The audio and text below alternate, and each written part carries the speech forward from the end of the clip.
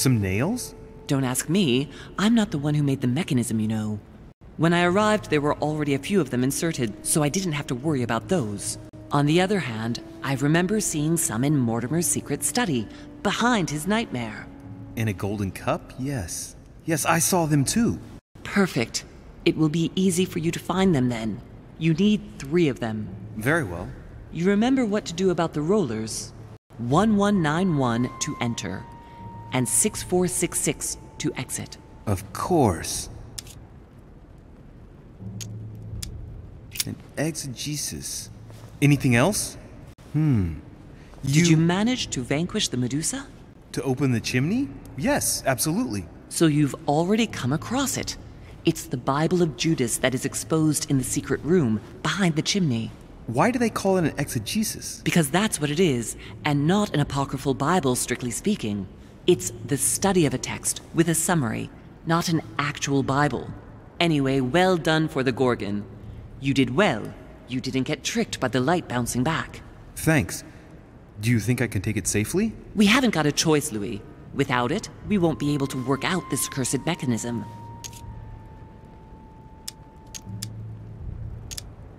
Why a cross? Well, I haven't the foggiest idea, but it just so happens that's what you are going to use to activate the mechanism. I found the one Mortimer kept. It belonged to Cardinal Guibert, better known by the name of Pope Clement III. But you lost it. How do you know that? Because I found it. Would you believe that? Well done, my son. So you've already got one of the keys.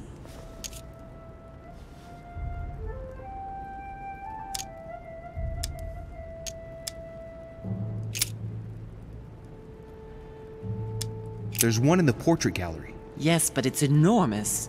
If you don't want to have to go back and forth several times, then I suggest you get a smaller one. What did you do then? I didn't think I'd need one.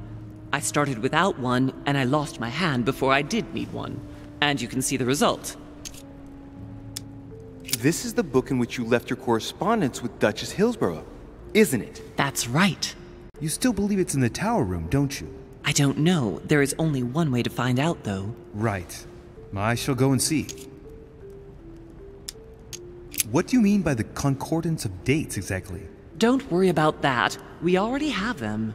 They are written on the back of the message I just gave you.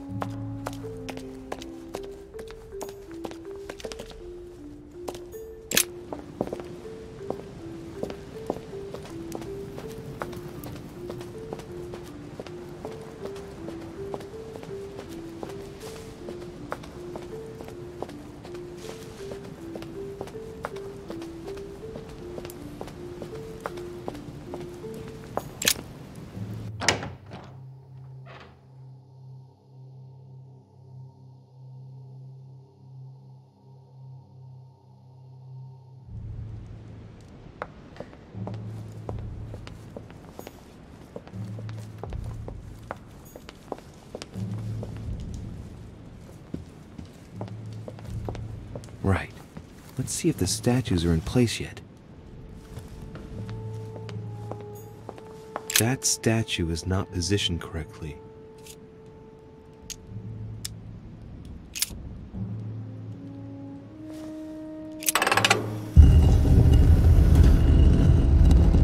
Open sesame.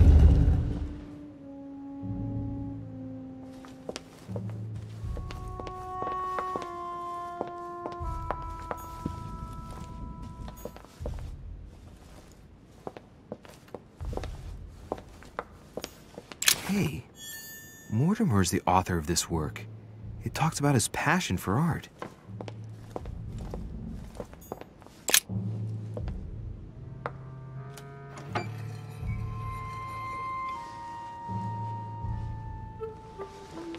So that's the exegesis of Judas.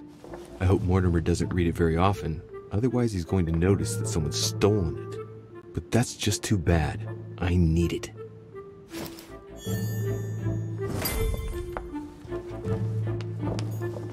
Right. I've got what I need. Now let's not waste any more time.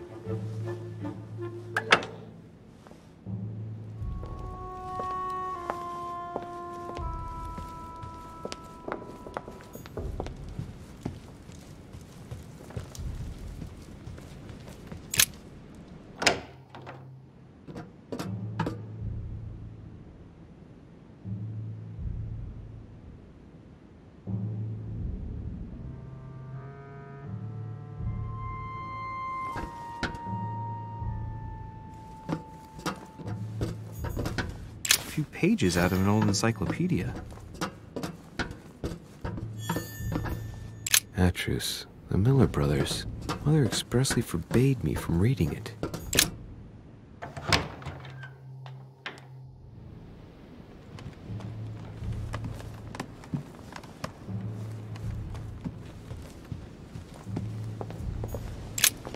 The lock is surrounded by a triple circle.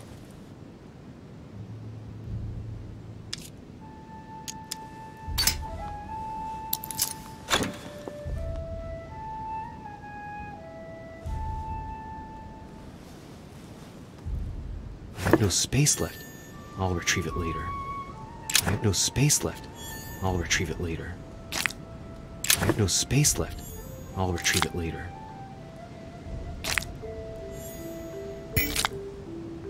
All right. I've retrieved everything.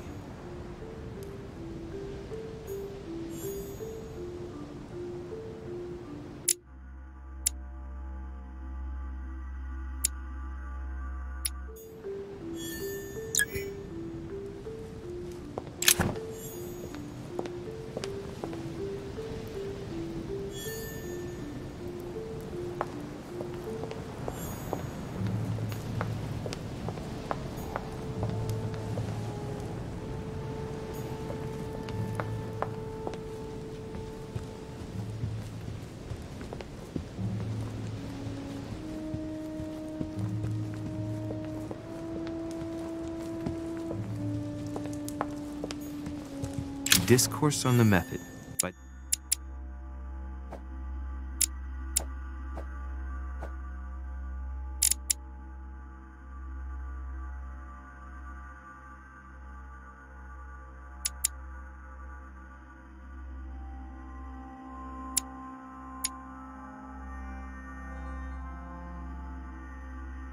Descartes. This book changed the way I looked at the world.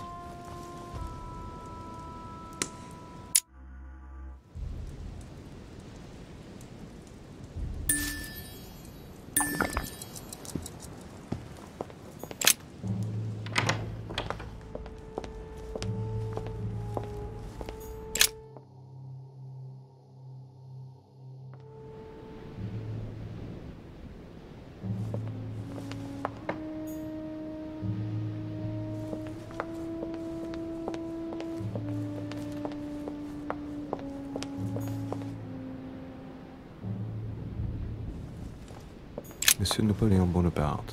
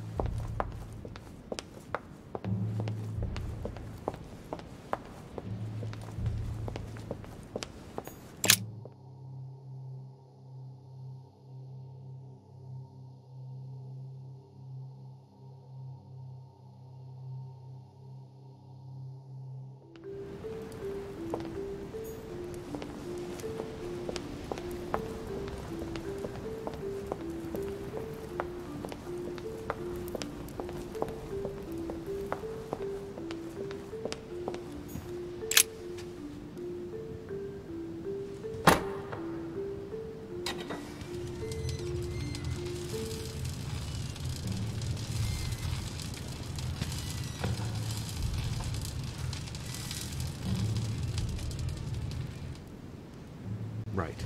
This time, it'll be a lot quicker. If I remember rightly, the code was 1191.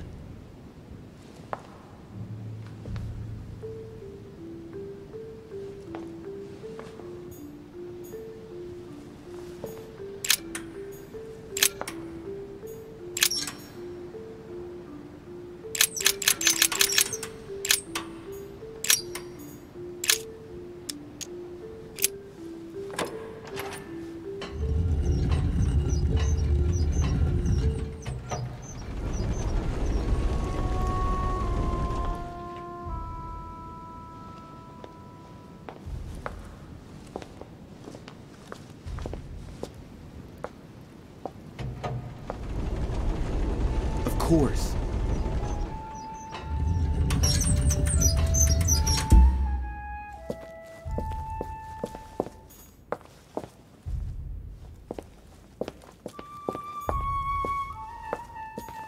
Weaknesses of the Human Psyche by Gilhelm Trimor. Gilhelm Trimor. Trimor, an anagram of Mortimer. Wow. Arrogant enough to publish writings on mental control in full view of everyone. I wonder who he's writing for.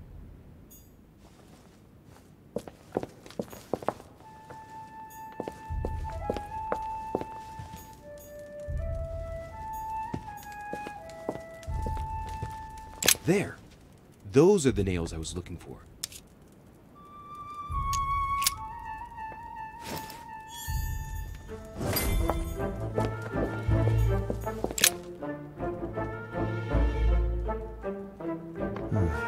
Looks like obsidian or onyx. It must weigh a ton. What on earth could that be?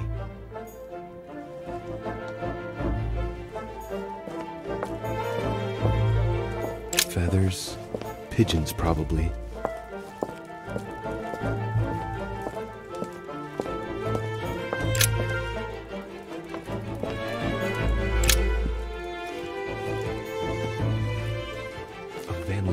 Microscope? The most sophisticated microscope there is. When I think of the difficulty the Order had in getting hold of one of these,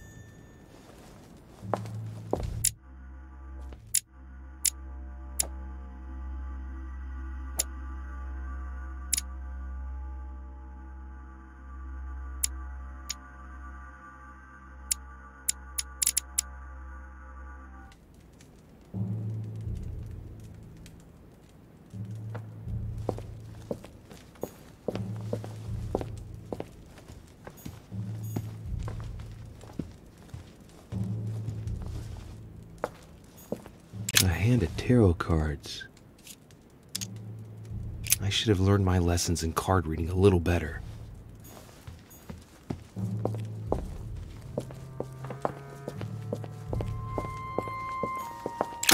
It's locked.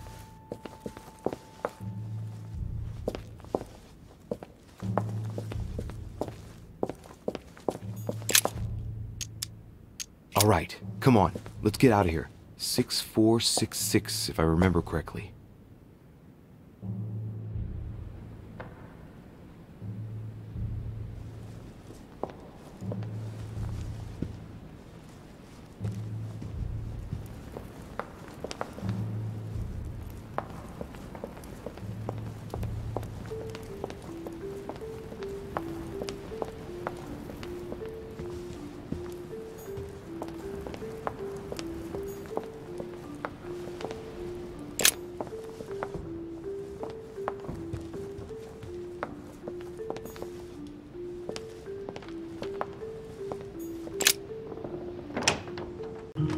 Ah, Louis. Glad you're here.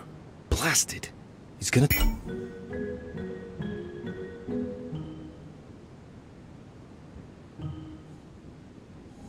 talk about my mother. Come and see what I've found.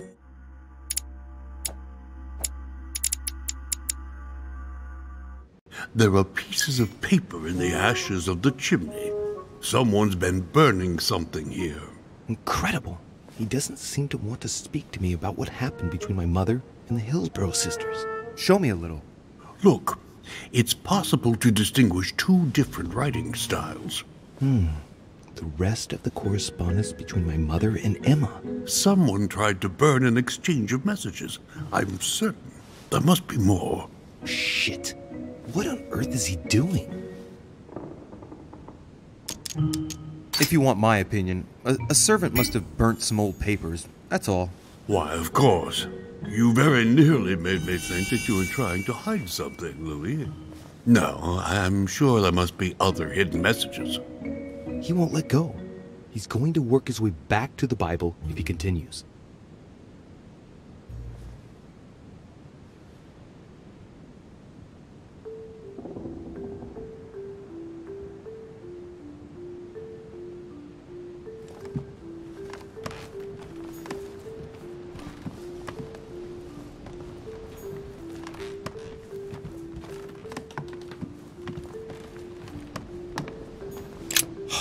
Bible's still there.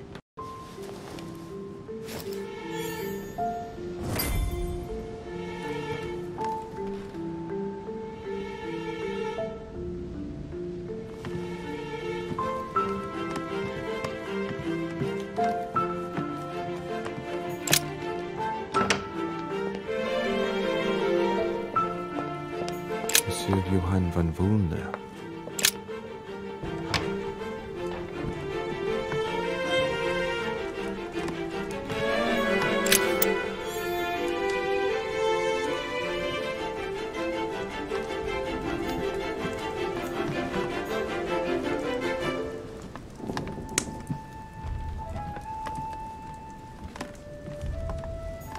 A chest locked with a 4-letter code. Surely a word close to the owner's heart.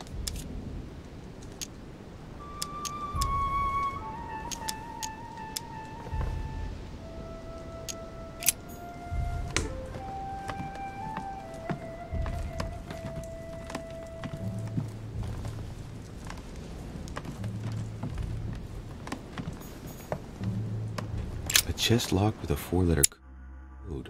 Surely a word close to the owner's heart.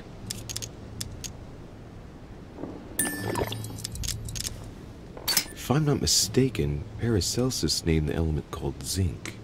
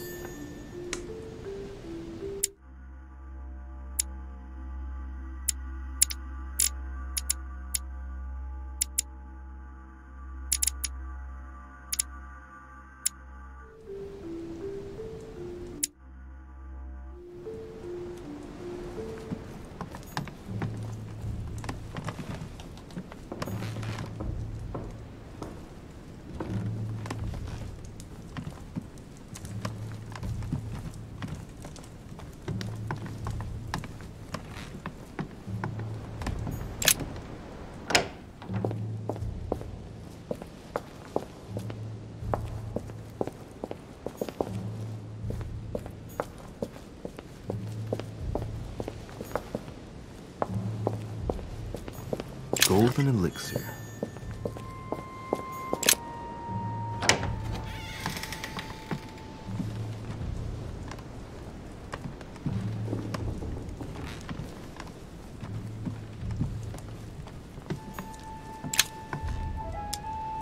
Carmelite water.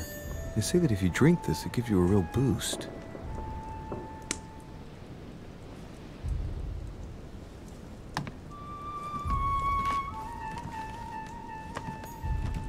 My dear George,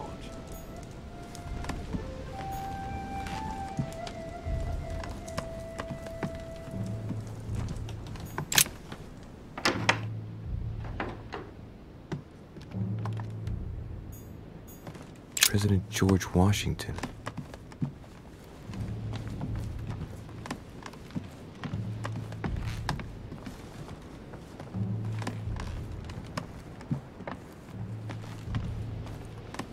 Monseigneur, His Eminence Cardinal Piaggi.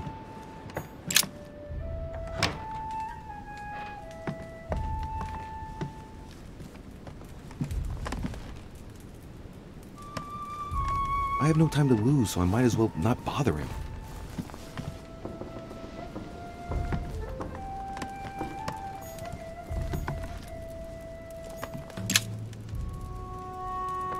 Amber crystals.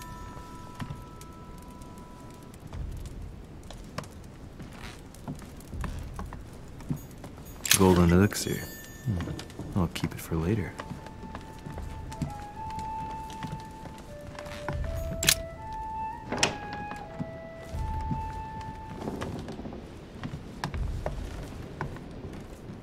Huh, that's me.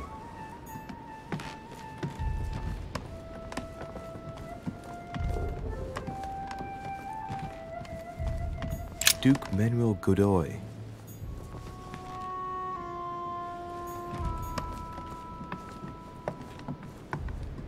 Duchess Emily Hillsborough.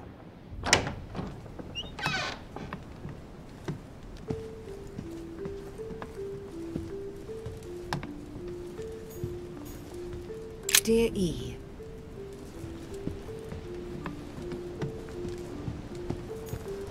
A letter from William Pitt the Younger, addressed to Emily. He's the present prime. A letter from William Pitt the Elder, addressed to Emily. He was the English Prime Minister. A devil's thorn, to be used to uncover the best disguised traits.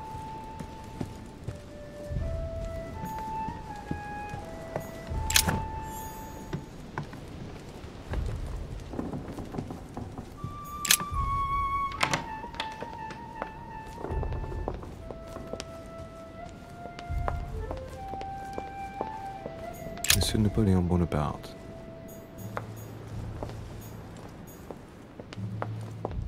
Monsieur Jacques Perru.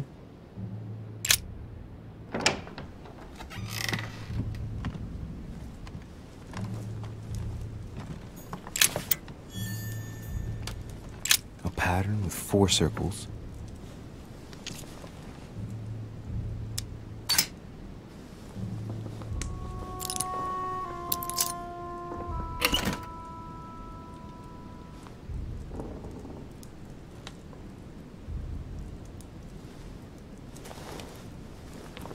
Dear Monsieur Perru, I'm writing to thank you for the funds you sent. These funds will be crucial for the renovation of the western wing of the orphanage. The children you sent are doing marvelously well, and little Pierre, I have no space left. I'll retrieve it later.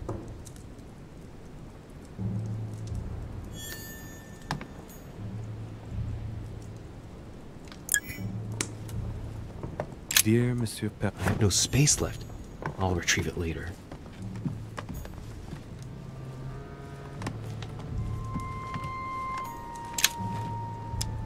Great. Honey.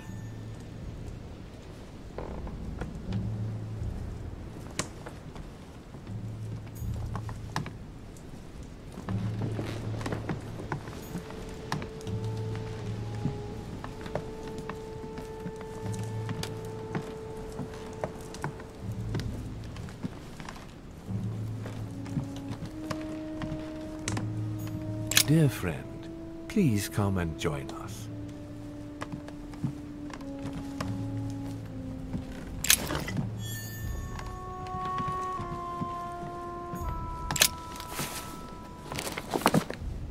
Records of the police. Notes intended for the police lieutenant of Paris. It's a list of people under surveillance in Paris, and there's some well-known names on it. This is valuable information. This shouldn't be lying around.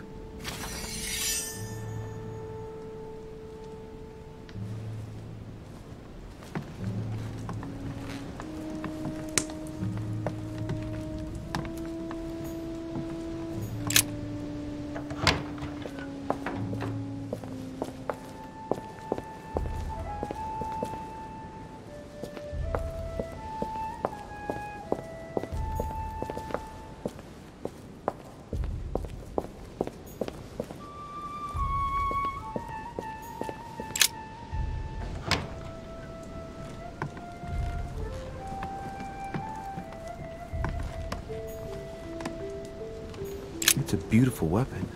A lovely damask blade. It's marked with the initials of the manufacturer in Versailles.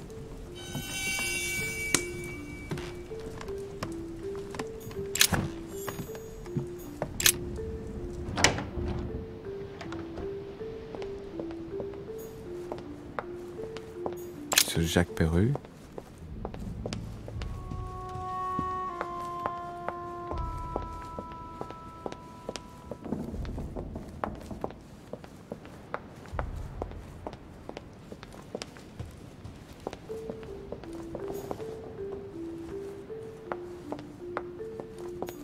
Monsieur Johann van Vulner.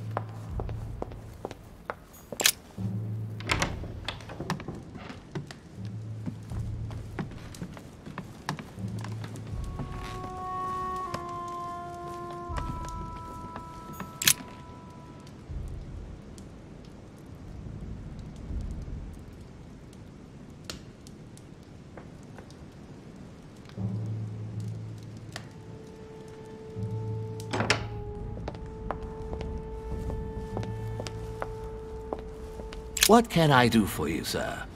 I am at your service day and night, sir.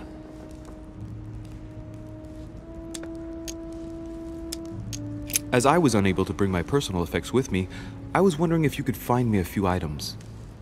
Of course, sir. What would you require?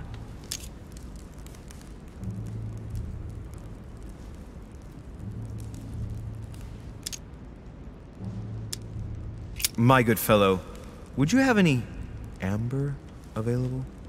I would, but unfortunately I don't think I am authorized to give it out, sir. I believe it is a precious stone.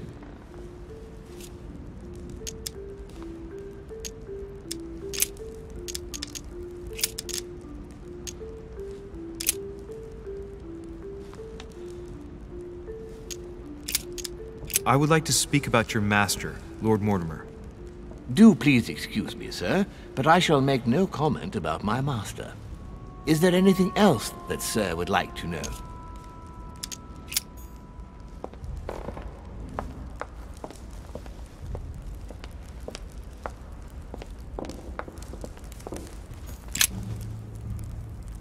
God damn it, Orishe! Are you joking or what?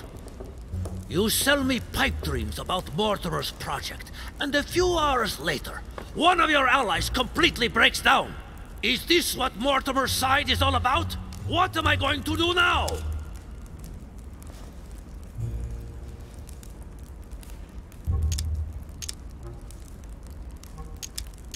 Come now, my Lord Duke. You know very well that at this level, things can get pretty rough. You ought to be used to it. Rest assured, Lord Mortimer has bounced back before. It's not an issue. What can I do for you? I'm dreaming. My mother was right. He's not going to tell me one word about what happened to Emily. To tell you the truth, I'm in search of an armillary sphere. You wouldn't know where I can find it, would you? Well, well. So you too have a passion for astronomy. Von Wollner has already bored me quite enough with all of his endless stories. You ought to concentrate, Louis. Politics is an art that requires all one's attention. Refrain from spreading yourself too thin, and leave stargazing to the poets. What can I say? I'm only... Ask Wollner. I am sure he must have it among his effects. Perfect. Thank you, my Lord Duke. Leave me now. See you later.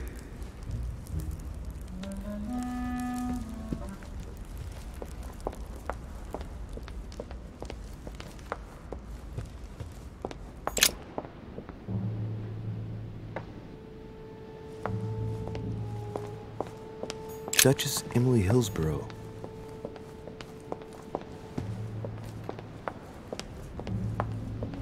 Monsieur Napoléon Bonaparte. Monsieur Jacques Perru.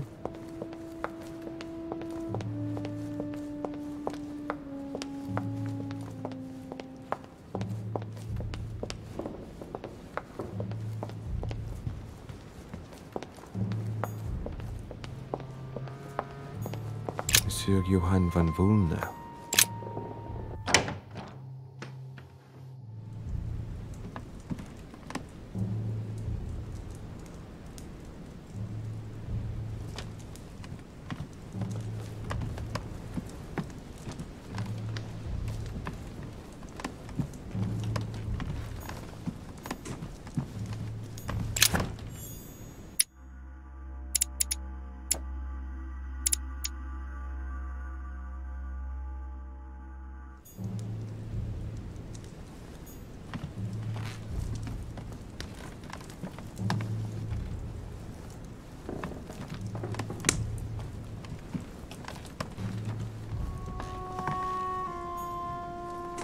alchemist is an old man.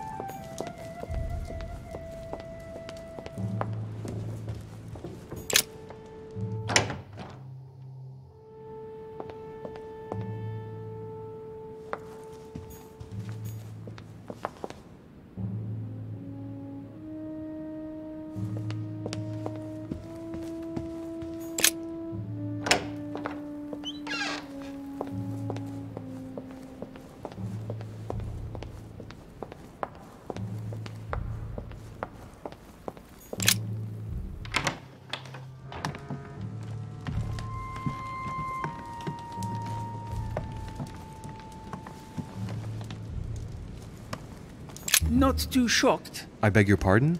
About Peru this morning. I asked you if you weren't too shocked by it all.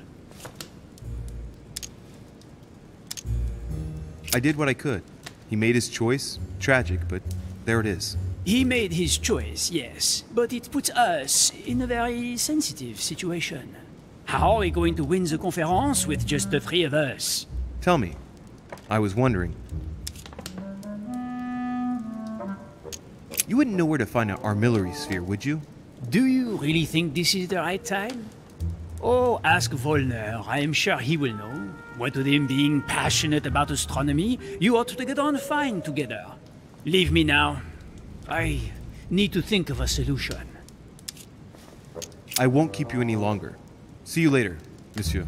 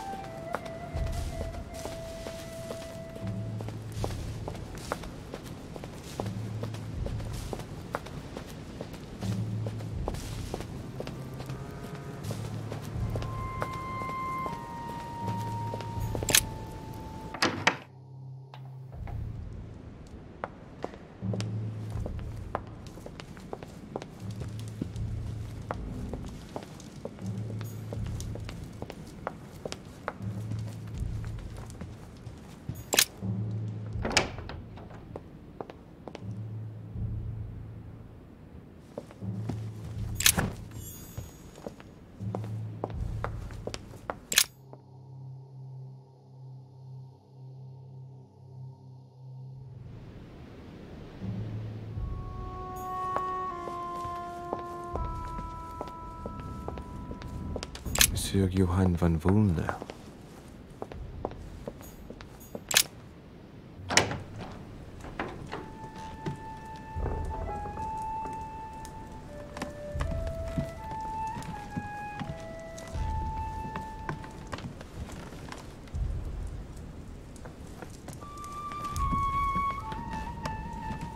An armillary sphere. Perfect. That will save me some time. I only hope that he isn't going to realize it right away.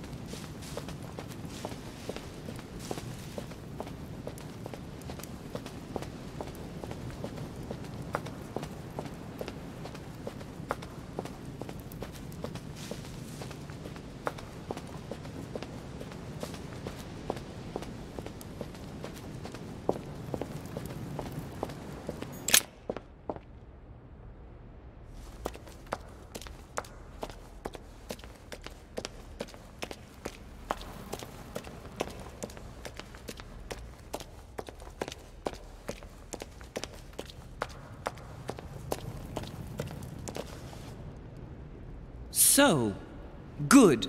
You've managed to gather all the keys. Yes, that's right. I have everything. What should I start with? Place the Clement III cross on the console. Then you have to put the nails on the disc of the door.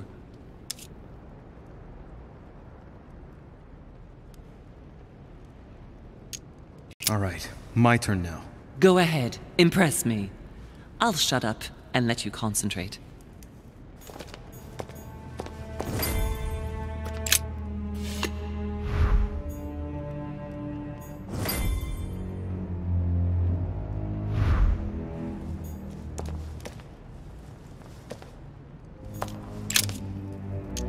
What hole should I put the nails in? Well, I can't really advise you there, because I haven't exactly made the best choices myself. All I can say is that you have to insert 1 to choose a town, 1 to choose a chapter, and 1 to choose a verse.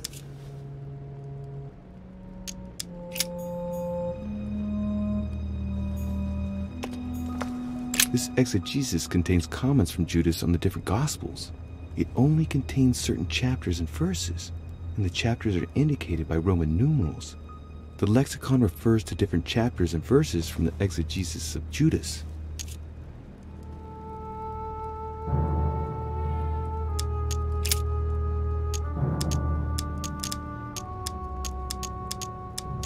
Chapter 14, verse 22.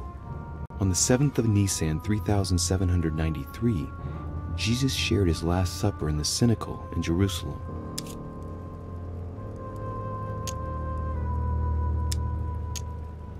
Chapter 14, verse 22. And as they did eat, Jesus took bread and blessed and broke it, and gave to them and said, "Take, eat. This is my body." And he took the cup, and when he'd given thanks, he gave it to them, and they all drank of it. Chapter 14, verse 22.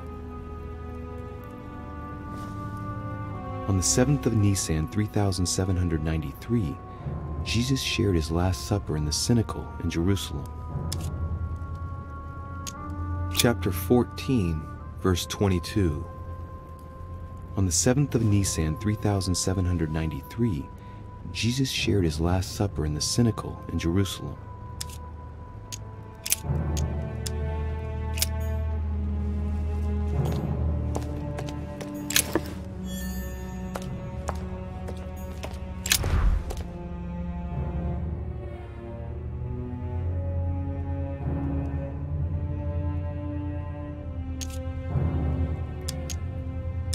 The fresco clearly shows the birth of Christ.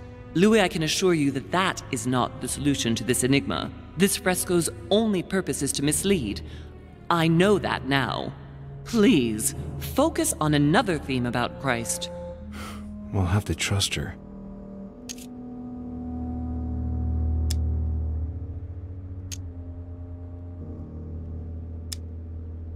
You could see that the paint has come off in parts. Difficult to see what was there, but I can distinguish the letters N-R-I. Nothing more. Why, of course, I-N-R-I. Jesus Nazarenus Rex Eudorum. These initials stand for Jesus the Nazarene, King of the Jews.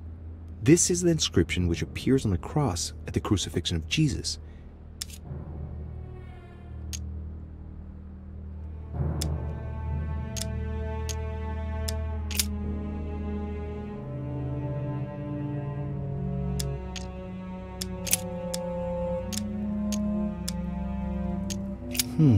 It looks like there are 3 types of inscriptions.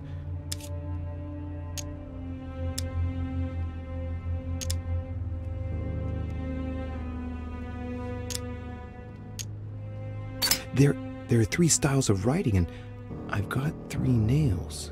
There must be a link. I must surely put in 1 nail per category.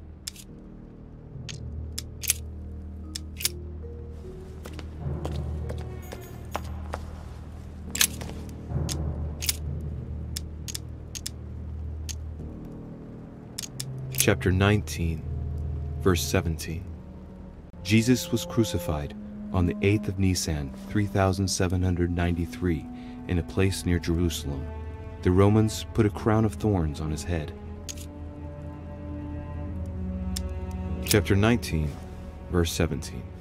And he, bearing his cross, went forth into a place called the place of a skull, which is called in the Hebrew Golgotha, where they crucified him, and 2 others with him, on either side, and Jesus in the midst. Chapter 19, verse 17. And he, bearing his cross, went forth into a place called the place of a skull, which is called in the Hebrew Golgotha, where they crucified him, and 2 others with him, on either side, and Jesus in the midst.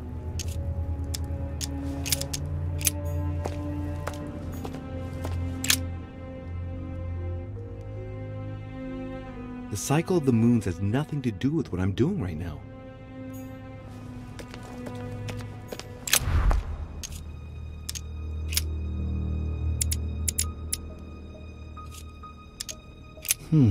It looks like there are 3 types of inscriptions.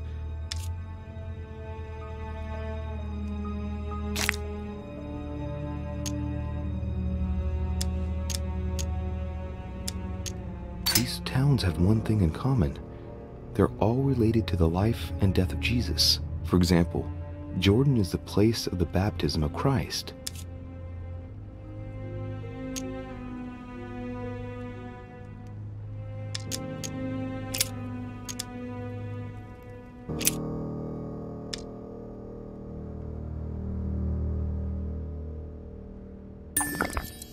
If Mortimer deliberately set a trap by showing the birth of Christ, then maybe the solution is the contrary. The death of Christ in that case?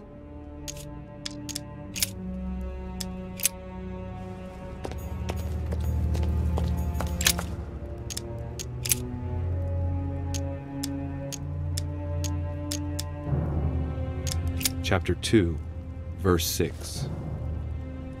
Jesus was born of Mary and Joseph on the 22nd of Teveth at midnight, 3762, in the village of Bethlehem.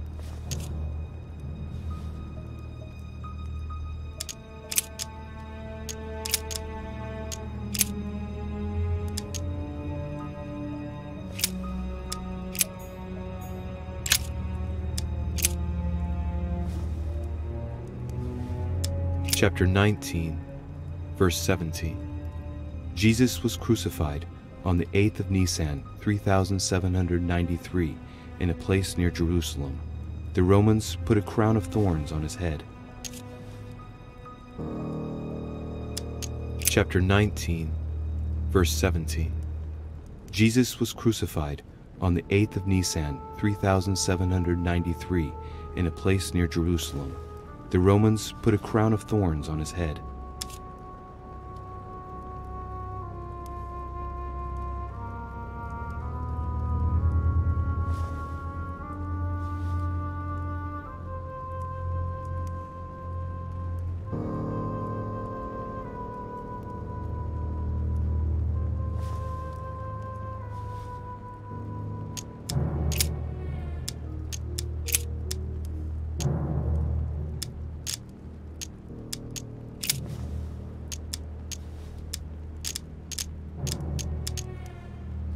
Chapter 24, verse 3. Jesus rose from the dead on the 14th of Nisan, 3793, in Nazareth. He appeared with a halo above his head.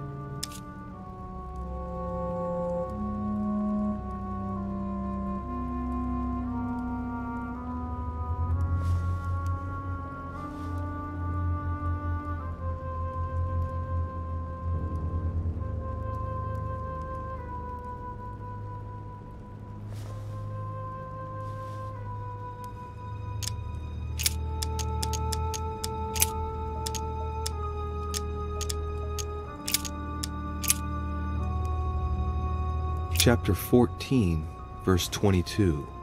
On the 7th of Nisan, 3793, Jesus shared his Last Supper in the Cenacle in Jerusalem.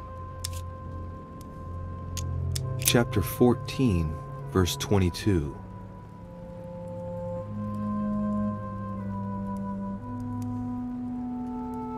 On the 7th of Nisan, 3793, Jesus shared his Last Supper in the Cenacle in Jerusalem.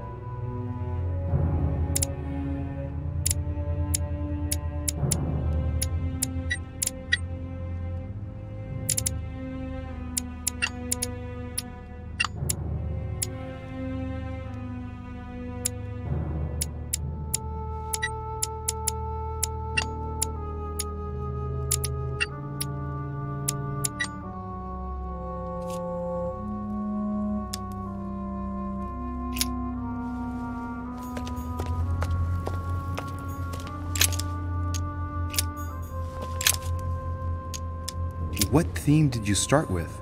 As the fresco shows the birth of Christ, I placed one nail in Bethlehem, one in chapter 2, and one in verse 6. The iris opened a little. I thought it was normal. Behind the aperture of the iris, there is a duct in which I put my hand. I felt something like a valve at the bottom. I thought by turning it the door would open, or the iris would open completely, or something else would happen. Instead, I felt something like an axe cut off my hand. I really thought it was the end of me. What did you do then? Well, although I had made some unfortunate choices, I was lucky in that Mortimer was well stocked with drugs. I raided his supplies of medicine.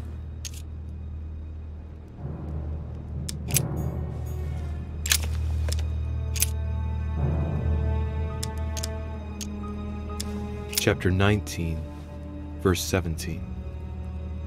Jesus was crucified on the 8th of Nisan, 3793, in a place near Jerusalem. The Romans put a crown of thorns on his head.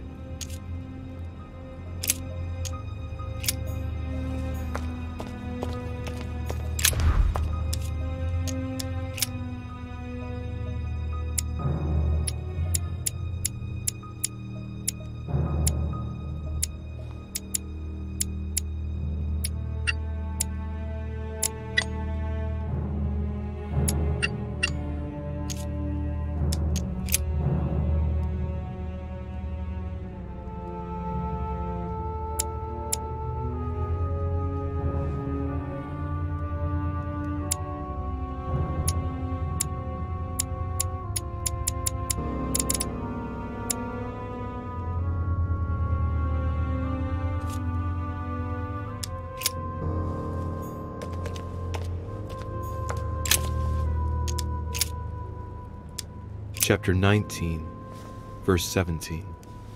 Jesus was crucified on the 8th of Nisan, 3793, in a place near Jerusalem. The Romans put a crown of thorns on his head.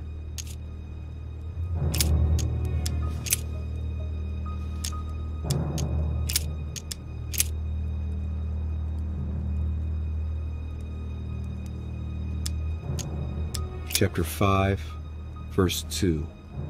Jesus cures the sick and lame on the 8th of Adar, 3791, in Jerusalem, at the pool of Bethesda. All stand and fling away their canes. Chapter 5, verse 2.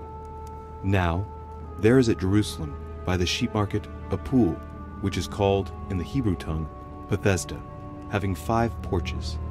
In these lay a great multitude of impotent folk, of the blind, halting, and withered, waiting for the moving of the water. Jesus saith unto him, Rise, take up thy bed, and walk. And immediately the man was made whole, and took up his bed, and walked. And on the same day was the Sabbath.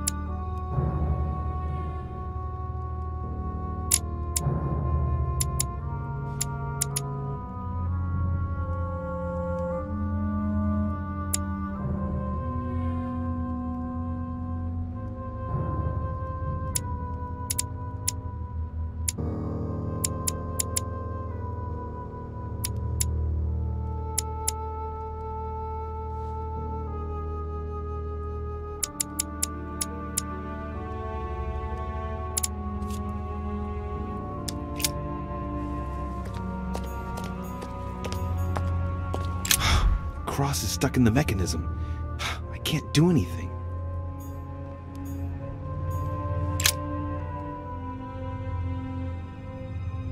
The cycle of the moons has nothing to do with what I'm doing right now.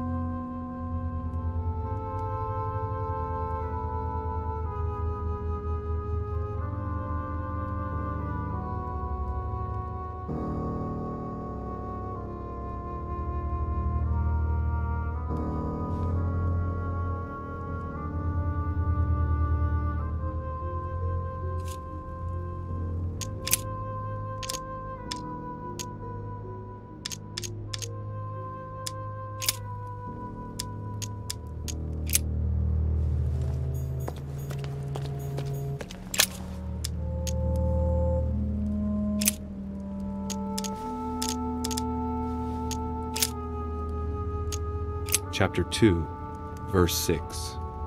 Jesus was born of Mary and Joseph on the 22nd of Teveth at midnight, 3762, in the village of Bethlehem. Chapter 2, verse 6.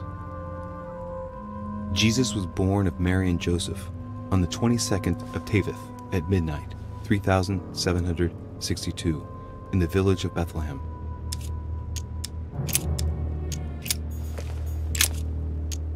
What theme did you start with? As the fresco shows the birth of Christ, I placed one nail in Bethlehem, one in chapter 2, and one in verse 6. The iris opened a little. I thought it was normal.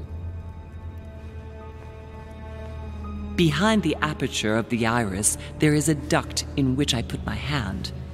I felt something like a valve at the bottom. I thought by turning it the door would open, or the iris would open completely, or something else would happen. Instead, I felt something like an axe cut off my hand. I really thought it was the end of me. What did you do then? Well, although I had made some unfortunate choices, I was lucky in that Mortimer was well stocked with drugs. I raided his supplies of medicine.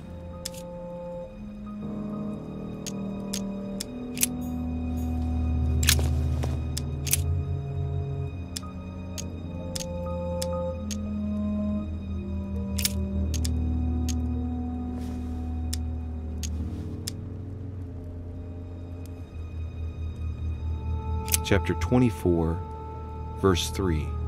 Jesus rose from the dead on the 14th of Nisan, 3793, in Nazareth. He appeared with a halo above his head.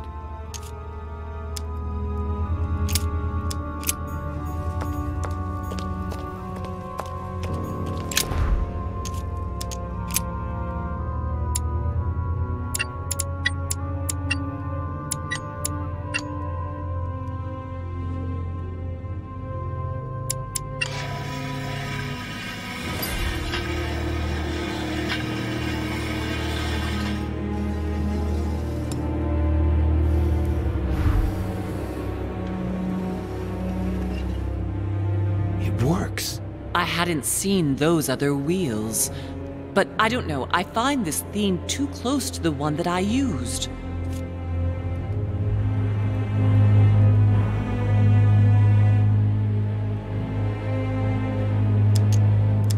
There must surely be a connection between the wheels. There are different icons on this wheel, but it looks like some of them can't be connected to the other wheels. I think I can make out each one of the icons apart from the one covered in blood. Going clockwise from the one I just mentioned, we have the halo that represents the resurrection. The waves represent the baptism of Jesus. It's more difficult to identify the next one. Maybe a crib, and in that case it's surely linked to the birth of Christ. The red herring that my mother followed. Then, the symbol represents the crown of thorns that Jesus wore during his crucifixion. The dove also represents the baptism. Certainly another red herring. Then comes the symbol of the Trinity. And finally, the candle that must stand for the Last Supper. Mother, what do you think? As I told you, I didn't get that far. Nevertheless, these icons do represent moments in the life of Christ.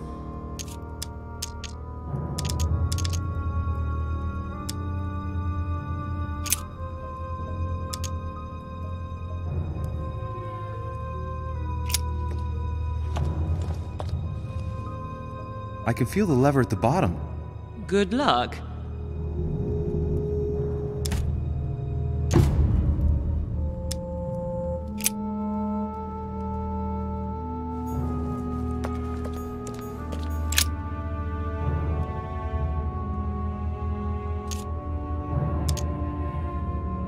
During new moon, the moon is entirely in the shadow. Then, the shadow moves from west to east, meaning left to right, and goes through the following states: waxing crescent, first quarter, waxing gibbous, full moon, waning gibbous, last quarter, waning crescent, and the cycle starts over with a full shadowed new moon. The moon shadow moves from west to east.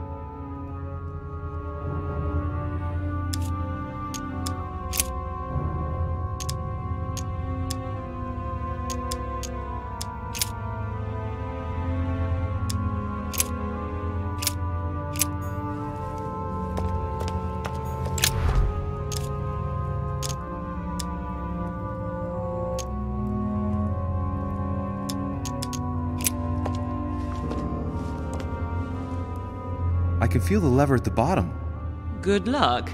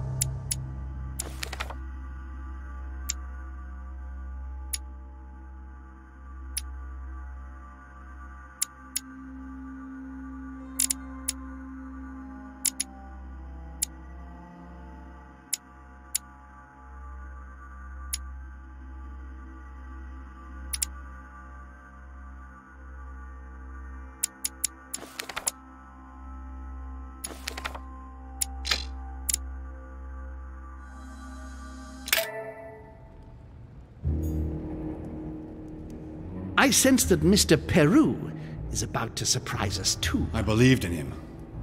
I followed him to the best of my ability. I championed his ideas, defended his decisions, and then, without even realizing it, I became lost. Now that I've told you everything, you want to take my place, do you? No. I am Emily. You are wasting your time. Louis knows very well how to tell us apart. Someone had the bang coming from the Duchess's room, and she isn't answering. Louis, you really must learn to conceal your weaknesses better, if you don't want your foes to use them against you. Our desire is to steer the destiny of our respective countries for the good of all, and to no longer suffer the random hazards of history. It is the natural order of things, Monsieur de Richet. There have always been men who govern other men. That is simply the way it is. History forgets them with a disconcerting facility. No one speaks about them, and yet they whisper in the ears of kings and presidents.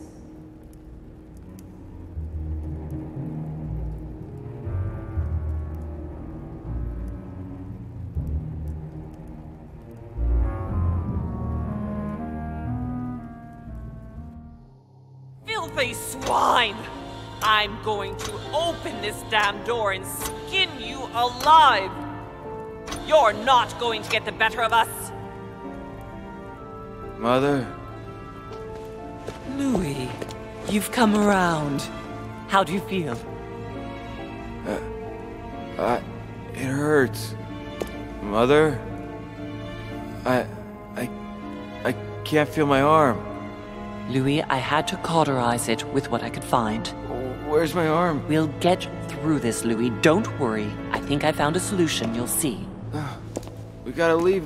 No, don't put your arm in there. Louis, we can't leave without it. It's our last chance. I need to see this through to the end. I must do it.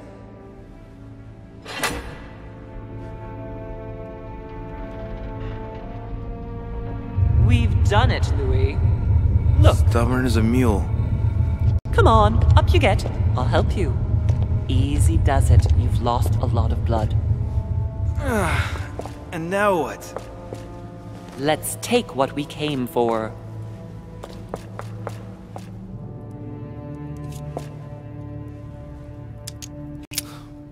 Wait. I've gotta know what I did wrong. That is one fearsome mechanism. In fact, if I hadn't watched you beforehand, I would never have found the right combination. Tell me, where did I go wrong?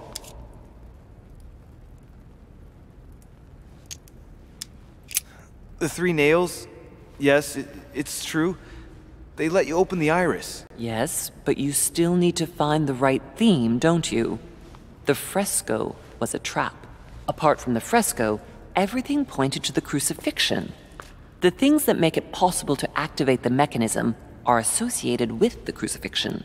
The cross to activate the mechanism, and the nails to choose a date.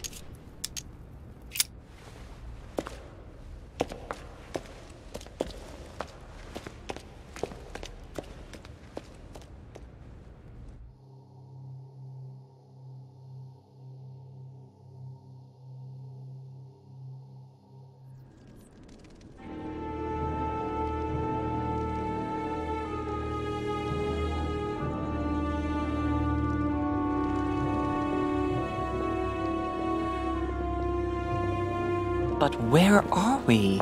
I don't know, but we better not hang around.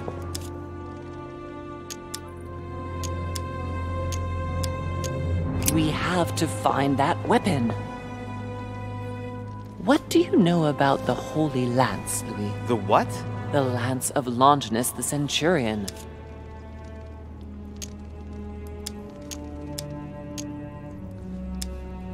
Yes.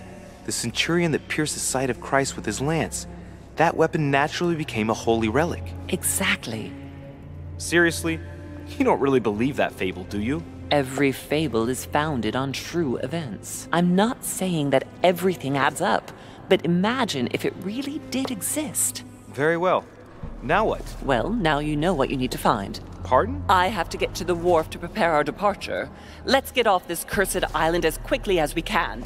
We shall come back when we are ready and armed. But hang on. Louis, let's first get to safety. We shall come back when we have the upper hand. Fear not. You take care of getting the lance. It's imperative.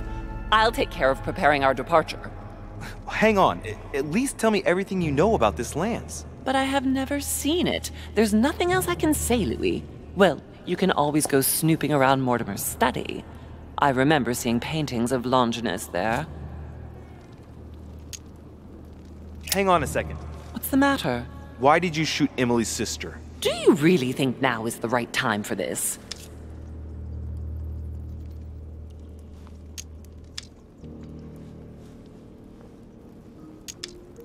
All right, we'll do it your way. One more thing. If they find you in possession of the lance, they won't let you get away with it. Choose only one and hide it under your jacket so you don't get caught with it. Then run and meet me on the wharf. And if I get caught? If they catch you in possession of the lance, we're all doomed. Do you understand? Perfectly. Good. And go talk to Piaggi. He's the one who probably knows the most about this.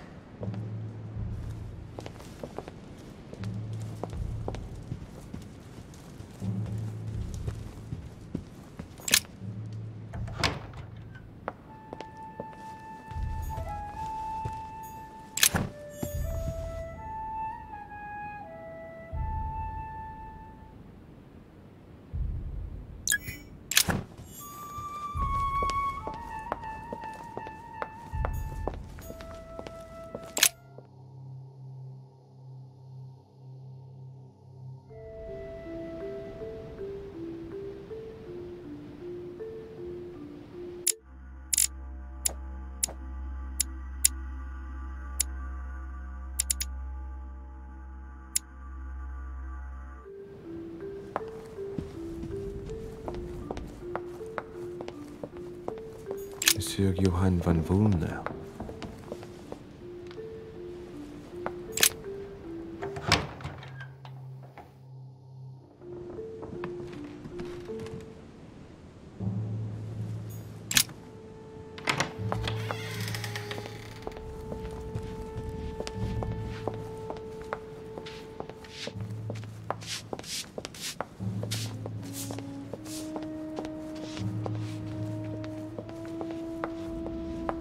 Monsieur Jacques Perru,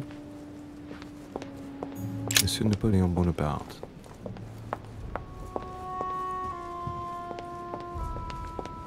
Duchess Emily Hillsborough, Duke Manuel Godoy,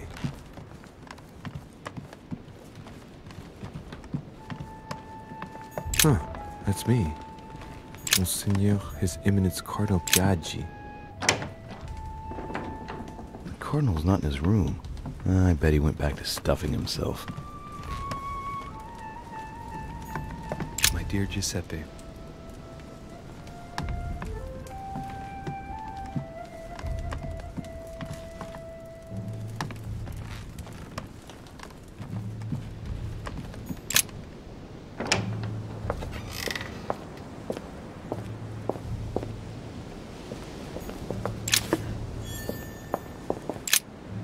Have a look at his personal papers.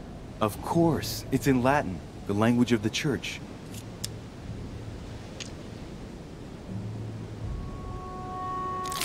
All those hours of learning Latin declensions are going to pay off in the end. Mother will be proud. Now this could be interesting. Lancea Sanctae, various representation criteria, of which are shown the most common throughout the centuries, and in different forms. If Piaggi's notes are anything to go by, the weapon I'm looking for is shaped like a tapered spear, and that should help me identify it.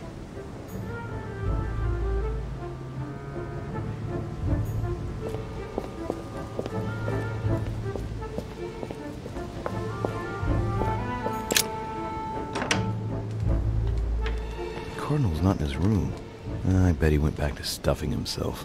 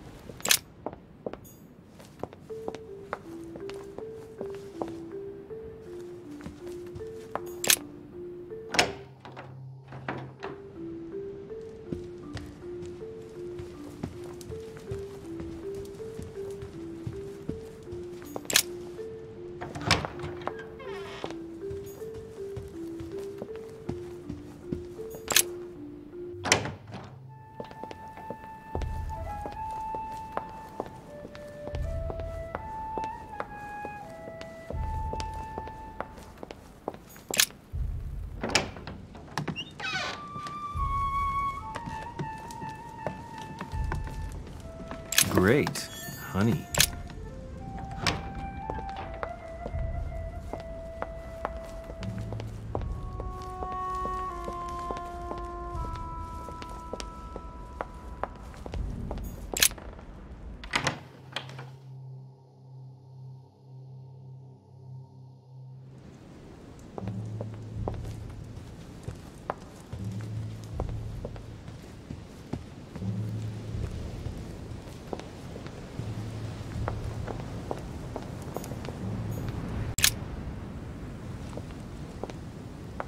Your Eminence, would you have a moment to spare? Not now, Louis. Please, leave me alone. I beg your pardon? I want to be alone. Very well. I'm only searching for information about the lance of Longinus, the soldier. If you could... are not listening to me. You are playing with fire. I heard you speak to Mr. von Volner about it, and I was wondering if you could tell me something about it. That was a private conversation. How could I have known that he was listening to us? I see what you mean. Louis, don't push it. Leave while you still can. Your Eminence, are you all right? Your Eminence, are you with me? Can you turn around, please? What do you want to know about the Holy Lance, Louis? Your Eminence, turn around. This is the weapon used by a Roman centurion on the very day Christ was nailed to the cross. Look at me. Longinus thrust his lance in the right side of Jesus. Please. As you wish.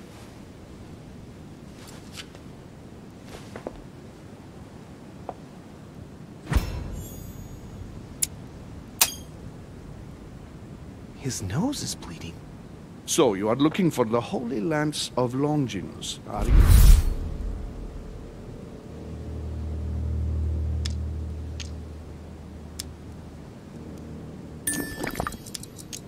No, I was wondering about it myself. Oh, Louis.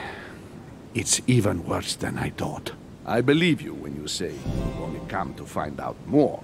But in that case, it means that Sarah didn't even tell you the point of it all. Because, believe me, you are looking for it. You are looking for the lance. You should know, you are not the only one. Lord Mortimer has spent a good part of his life and his fortune trying to find it. Never will he let you have it. But tell me, before going any further, have you spoken to anyone else about this? No. You are the first I've spoken to about it, Your Eminence. Come now, Louis. Are you quite sure of that?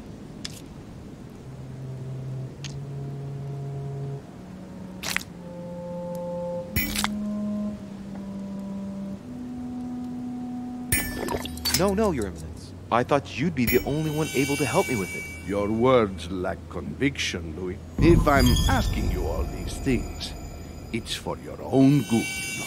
You have no reason to lie to me. Imagine you find it, which I don't doubt, given how resolute you are when you've got something on your mind.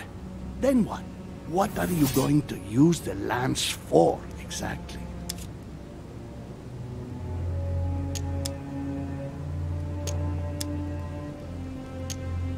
If I told you why I needed this lance, you would never believe it. Trust me, you can tell me anything. It's our only chance to vanquish the demons. Oh, my dear God, Louis. You sound just like Sarah. Do you realize you are following the same path, step by step? Sarah also started by imagining things. She, too, spoke of demons, I am told. She could no longer speak to anyone, and saw a hidden monster in every guest, lurking in the shadows, ready to devour her. You must let us help you. Louis, I thank you for your sincerity. I shall answer you about Longinus. You deserve to be told. His spear-headed lance did indeed pierce the side of the Messiah. His blood gushed out, covering the head of the lance. It was covered in the blood of Christ. Thank you. Thank you, Your Eminence. You are welcome. Be careful, Louis. You are on a perilous path. Don't follow Sarah's demons, my boy. Don't delve too deeply into her delusions, or you won't be able to come back. The demons that she is frantically trying to drive away are in her own mind. Take good care of yourself. God keep you.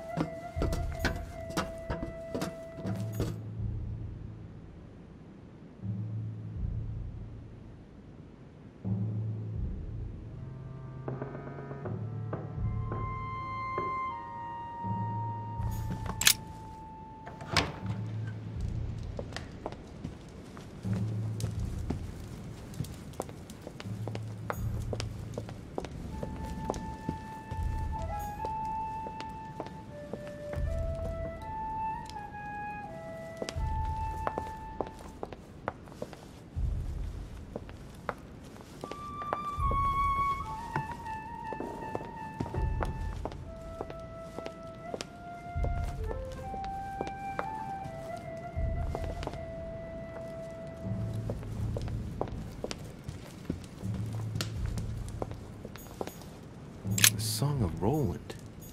Roland feeleth his death is near, his brain is oozing by either ear. With his brain oozing, it's already remarkable that he can feel anything.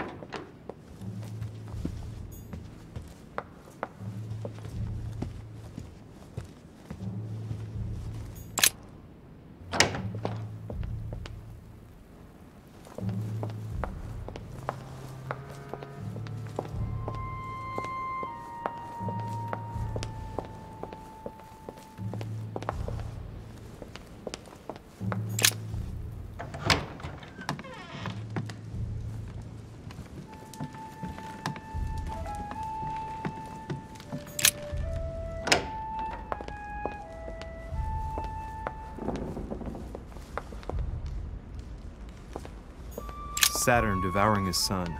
Good God, how awful. Everything in this painting is disturbing. It's the first time I've seen brushstrokes like this.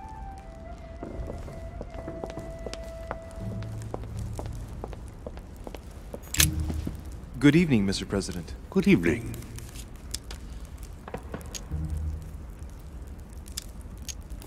I'm back on the trail of my mother again. I don't have time to explain, but would you know anything about the Holy Lance? That's good news. But be careful, Louis. You might end up getting noticed.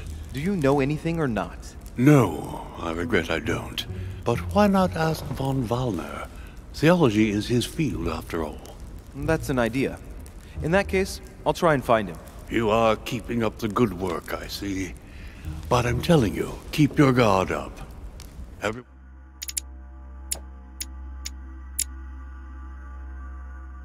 is rather on edge right now. You're right. Thanks for everything, Mr. President. See you later.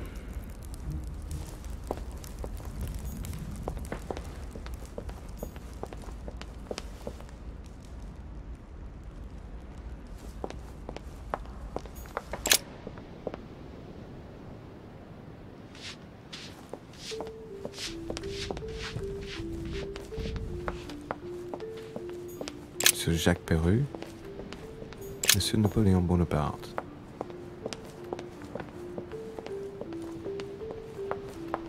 Duchess Emily Hillsborough. Duke Manuel Godoy.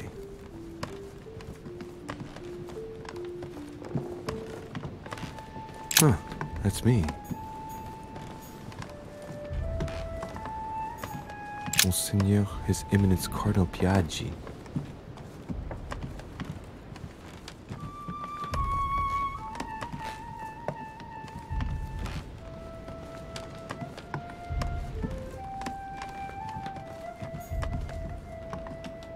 President George Washington.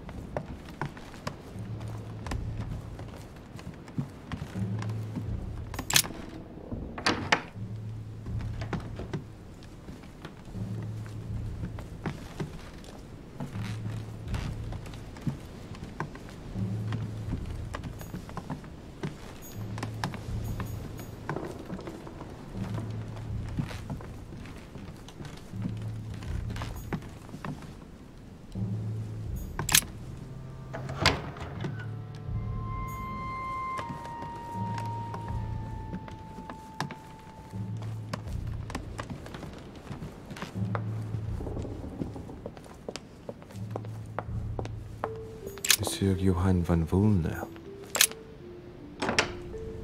It seems like he isn't here.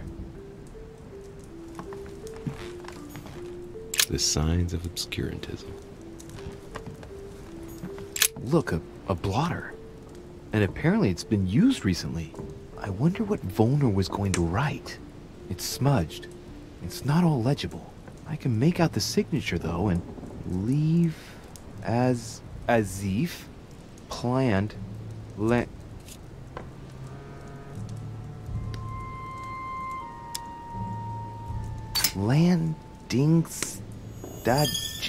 landing stage. So Wollner is going to leave Al-Azif at the landing stage, isn't he?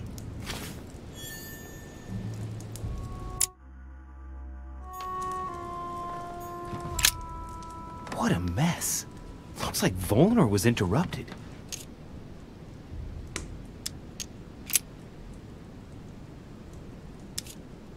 Looks a lot like straw, and he's drawn something in a hurry on this sheet.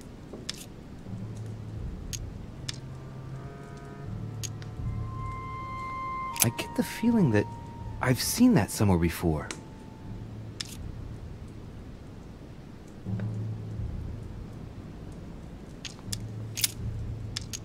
I get the feeling that I've seen that somewhere before.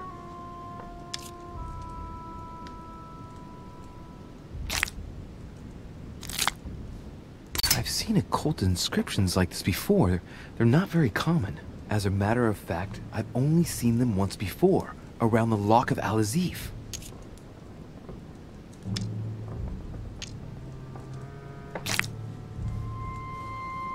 Straw on his desk, as if to protect something fragile. Yes, someone must have packed something away here.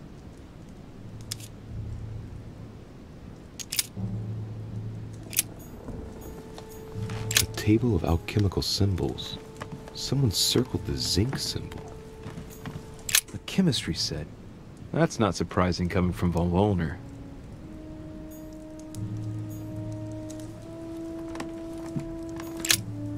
So, let's see what Wollner has in his bookcase.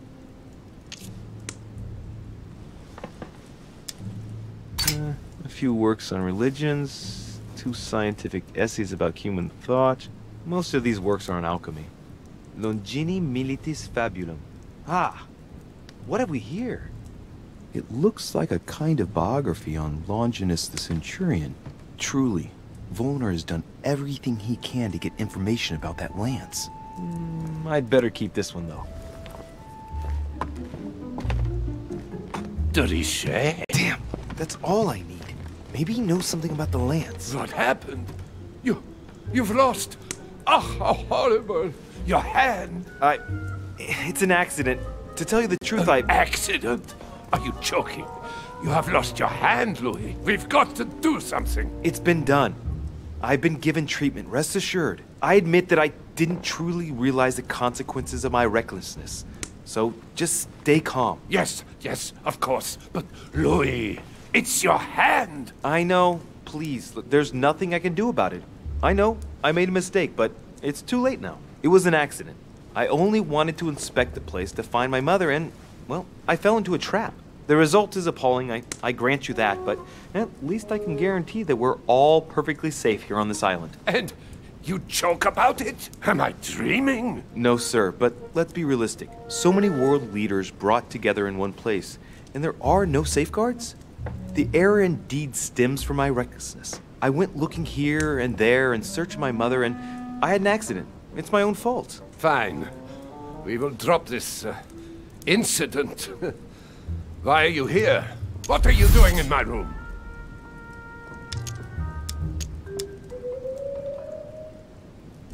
Well, sir, I see you have some captivating books, and you seem to be rather interested in the famous Longinus. It's... what's it to do with you? I overheard you speaking with Piaggi. What are you two up to exactly? No, fine. Yes. We are looking for the Holy Lance. That imbecile has given Mortimer all the ones kept in the private collection of the Holy See. But it's not what you think. Hang on a minute. You're the one looking for the lance. No, Don't take me for a fool. You are looking for the Holy Lances. What's the matter? You seem completely panicked at the idea I might be interested in this relic. No, that's not true. What are you so afraid of? I am not afraid. You know Mortimer's got it, so you're not worried that I'd give it back to him. What are so you? Why are you so terrified of me being able to find it? You have no idea what it is you're looking for. What are you playing at, Richet? Mortimer's the one who has that cursed lance. How long have you been looking for it? I see. You want it, and so you plan to steal it from Mortimer. For a long time. Isn't that right? Why, you little swine! You're planning to give it to Sir Gregory. You're looking to double-cross me and Piaggi too. What on earth is he talking about? All right, calm down. I don't give a damn about getting you and Sir Gregory's bad books. Look at yourself, goddammit, you're ridiculous. Shut it! Don't think you're going to fool me so easily. If you're not looking for the lance for Sir Gregory, then why do you want it?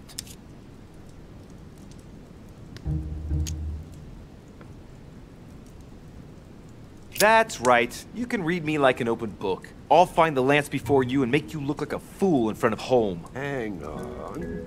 You're trying to pull one over on me. If that was your plan, you wouldn't reveal it so easily. It must be for something else. Drop it. I can see very well you're trying to take me for a ride. You have no idea of what you're getting yourself into, de Richet. Don't think you're going to get off lightly. Never will I help you find the Golden Lance of Longinus. Never! Don't make me your competition, de Richet. You are no match. Now, get out of here!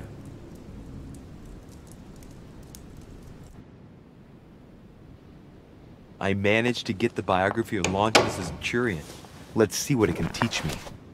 An interesting passage here tells me that the lance is engraved with the symbol of the first Christians, the fish.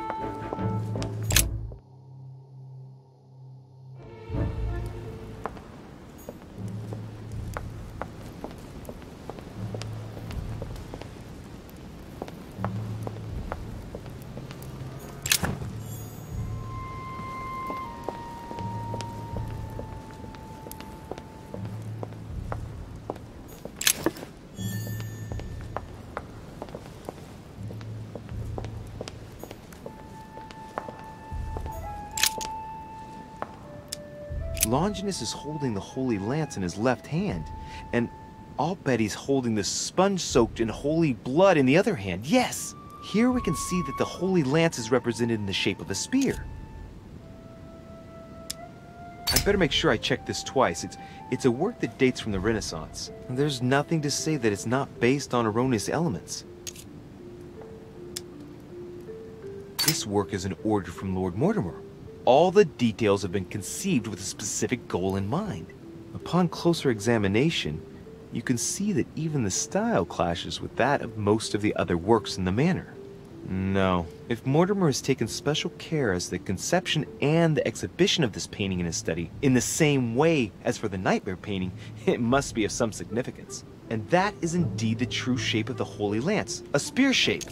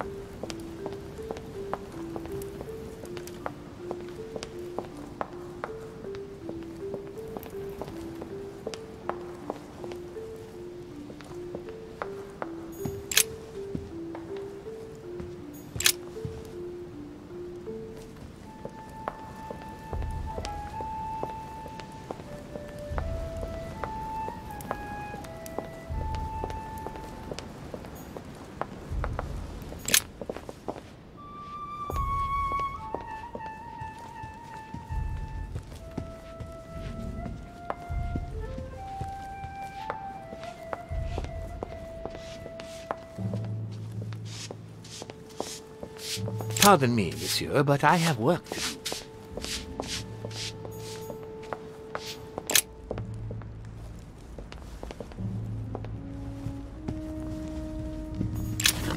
Crucifixion of St. Peter. He was crucified upside down, out of humility. Surprising for an entrance hall.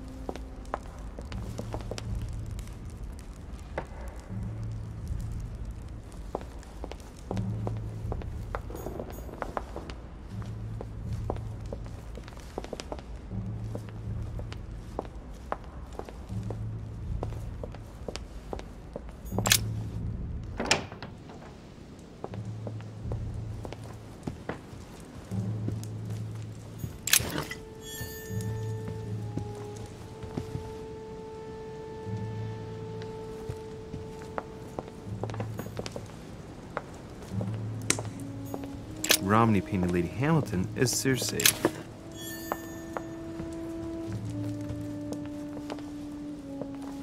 Circe turning Ulysses' companions back into humans. Ulysses and Circe at the table. If I were you, Ulysses, I wouldn't drink the wine.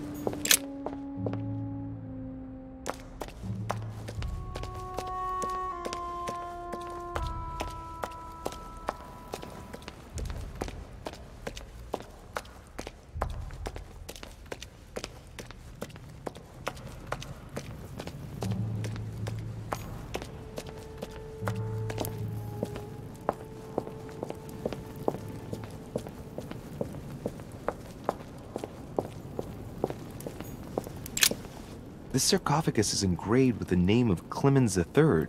Good God! The one whose cross allowed me to enter.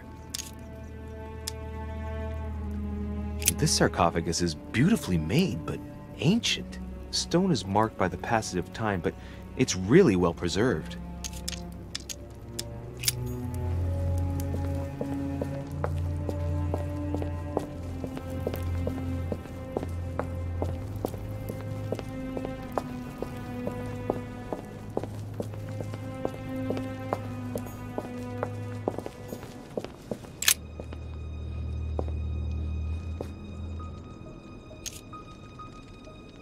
I can see that this spear has a so-called leaf shape. It is copper rimmed. I can see the tip is engraved with the symbol of the Eye of Ra.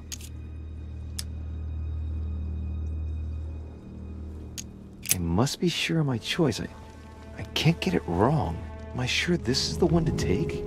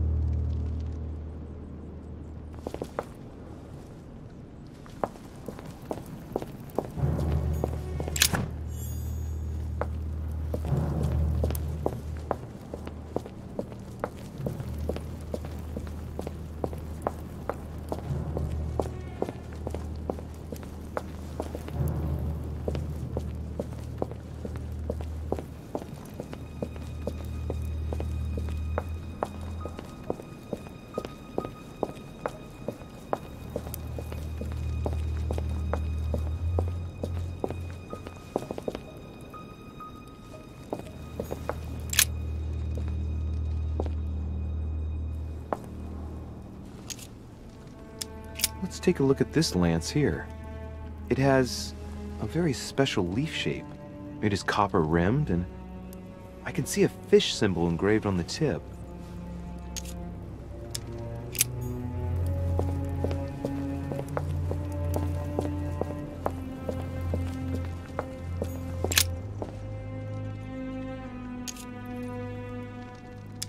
I can see that this lance has the shape of a boar spear. The blade is partially coated in copper, and I can just make out the symbol of the Eye of Ra engraved on the tip.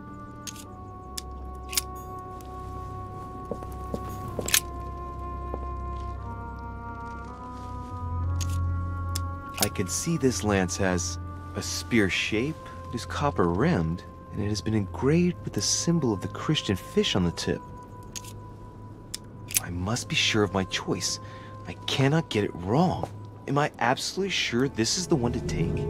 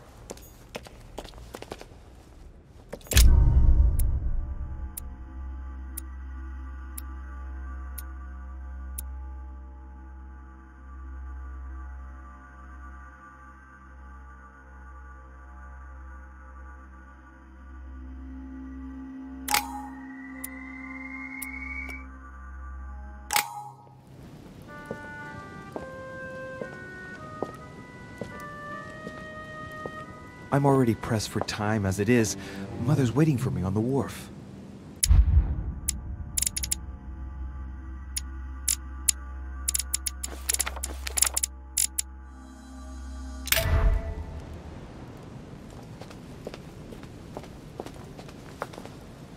Golden elixir.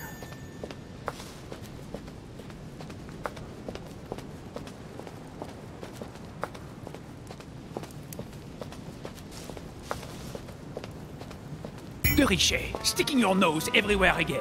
Wow, what's the matter with him? Excuse me, monsieur, I don't follow you. I haven't come all this way just to fail so close to the goal. Why?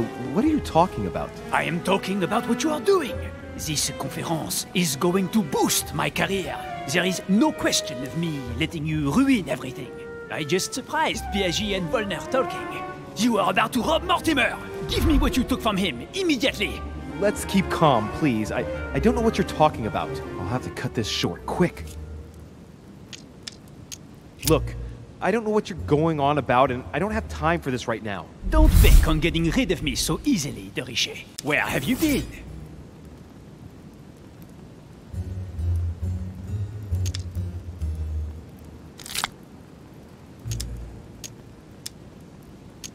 I'm still looking for my mother, if you can believe it. I've been in the manor basement to check if she might have gone lost. And did you find her? No, not a trace. I'm warning you, De Richet. I have got my eye on you. I'll soon figure out what you are up to. And I am convinced that you have indeed robbed Mortimer. The game is up. Give me what you took from him. You know, this is becoming an obsession with you. Show me what you are carrying, or I will call the servants.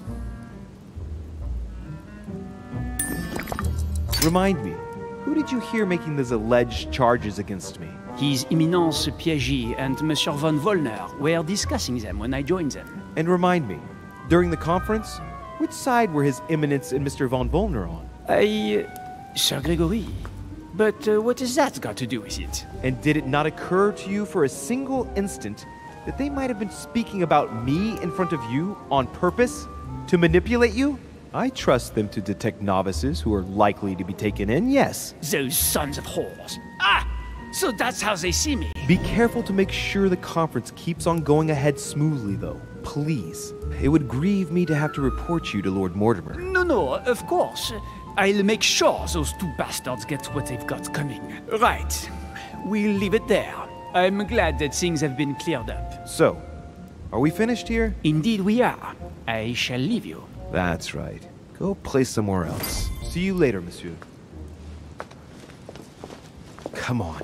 I have to hurry up and join my mother at the wharf now.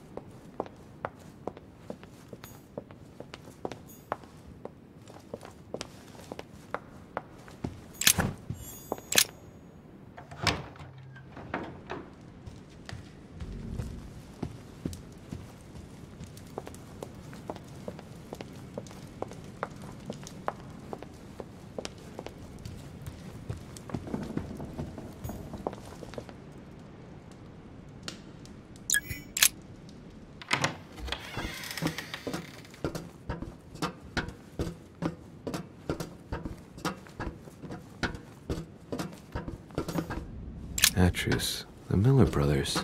Mother expressly forbade me from reading it.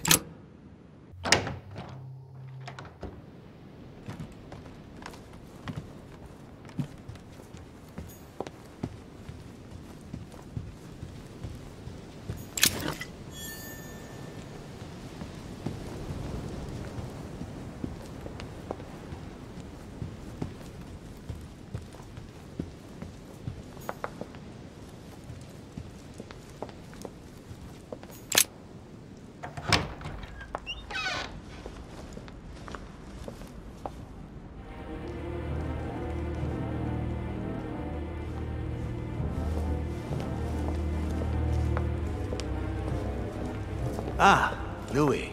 Perfect timing. As luck would have it. Come, my boy. I would like to have a word with you.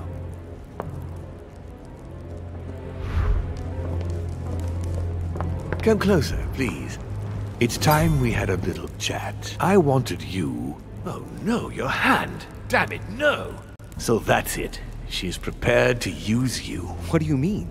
It wasn't enough for her to lose her hand. She had to make you lose yours, too. I cannot permit this to continue. Louis, it's time you found out the truth. I've been observing you since you arrived. I see you running all over the grounds in the search of Sarah. I would like to prevent her from leading you even further down the wrong road. You see, Sarah and I have known each other for a very long time, Louis. I am aware of her theory. About me, about Gregory, about the demons. She's right. Look at me. I have inhabited this body since 1191. For the last 602 years, I have been this dear William Mortimer. You're the devil incarnate. The devil? I'm not saying that all Judeo-Christian folklore hasn't served us, but the truth is, of course, something quite different. Please, don't look at us through the primitive prism of religions. I am not hiding any horns or goat's feet, Louis. I have no tail. Why do you bring up folklore? You mean that you've taken advantage of people's beliefs? No, not exactly. I mean, that we in fact created them from scratch. It is amazing to see how mankind has such a strong need to believe in something superior to itself. It was very instructive for what was to come. You've been Mortimer for 600 years? How long have the demons been among mankind? Oh, I don't think I'd be lying if I said that we have always been here. Lucifer, the fallen archangel, left heaven accompanied by 133,306,668 angels. Is it true that there are that many of you? No, I assure you, Louis. Forget your Bible class. It's ridiculous. We are not angels. We don't have wings. There is certainly nowhere near 1,000,000 of us. And for that matter, no sacred human text represents us correctly. There are several families, and the family to which I belong has 8 siblings, including Gregory and myself. Sir Gregory is your brother? Yes, what can I say? You can't choose your family. But it is very difficult to know exactly how many of us there are because a large number of our kind remain hidden or never reveal themselves even to us. And you truly have the power to manipulate the thoughts of men. That's right. Every demon has the capacity to infiltrate the minds of men and to read and steer their thoughts.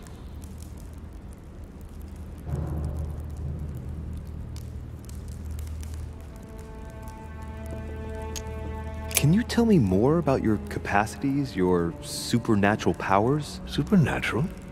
From my point of view, they are perfectly natural. Well, Louis, just because the monkey does not fly doesn't mean that we should consider the bird a supernatural creature. We are all part of a grand design.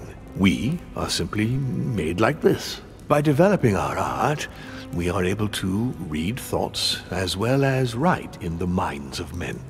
It is possible for us to make them bow to our desire, but it doesn't work without leaving some scars. And what do you do with this power? We help them, of course. And how is it you help men exactly? Let's just say that without us, man would probably never have left his cave. Fire, the wheel, tools, writing. We are the spark that inspires man to search, to grow, to evolve.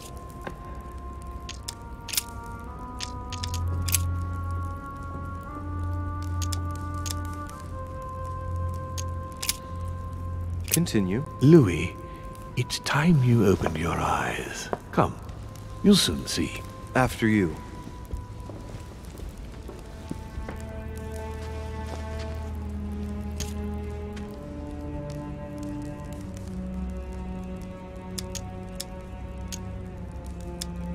Did what happened to Elizabeth Adams have anything to do with you? Unfortunately, the poor girl became an issue between us, in spite of herself. A family of demons is still a family, and as in all families, there are disputes. Elizabeth's family, the Adams, has always been under the patriarchal control of my father. As he and myself are not really on very good terms, sending poor Elizabeth here was terribly rude of him, really. You did accept, though. No, I would say rather I was presented with a fait accompli by Gregory and went along with the intention of helping her. But this is my castle, and everyone is the master of their own home.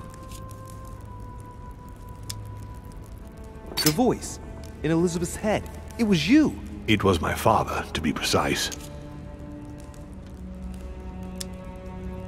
I hope I've answered all your questions, Louis. Come, I've something to show you.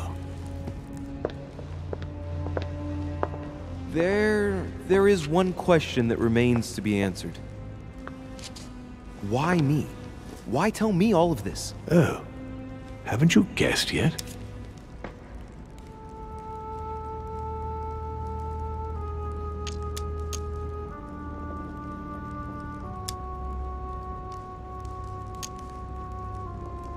I've got an idea, but it might seem stupid. Trust me. Am I one? I mean, am I a demon? Would you like that? No, I don't think so. I'm just a man, and that's fine with me. Look, we are of the gods, Louis. Always have been. You, as much as me, you are one of us, Louis. You too are a demon. Are you serious? You know it. Deep down inside, you know I am telling you the truth. Where do you think that natural, charismatic presence comes from? Your talent must already have manifested itself somehow.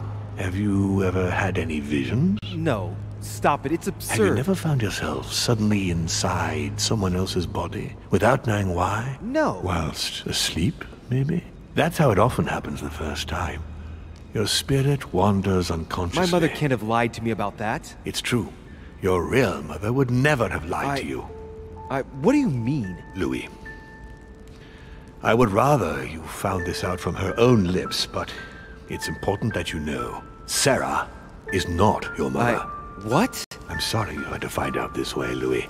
But you must know the truth before you commit an irreparable act. No, no, it's not possible. You are my son.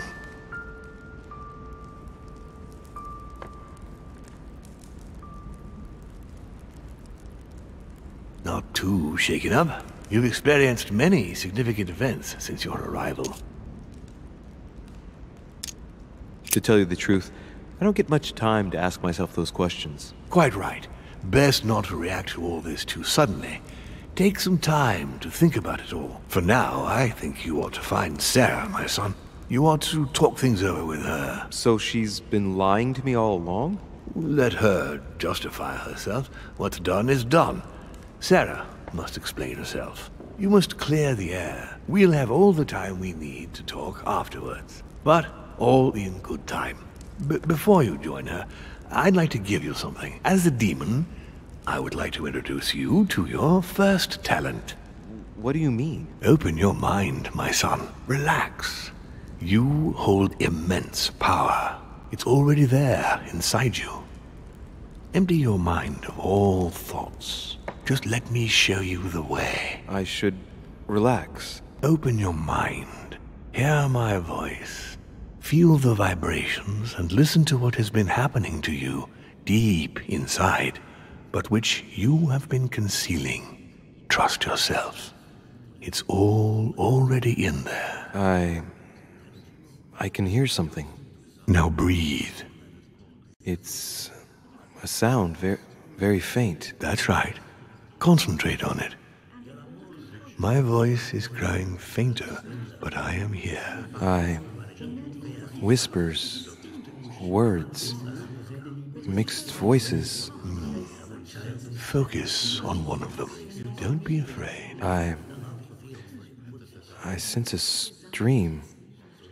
Some words are clear, but not all of them. Let them enter into your mind. I hear them. Now I can hear a clear voice. Well done, Louis. Congratulations. What was it? You are now able to read people's minds. What? You heard me. From now on, whenever a human speaks to you, you will be able to read their current thoughts. So, if you need to know something in particular from someone, all you have to do is make them think about it.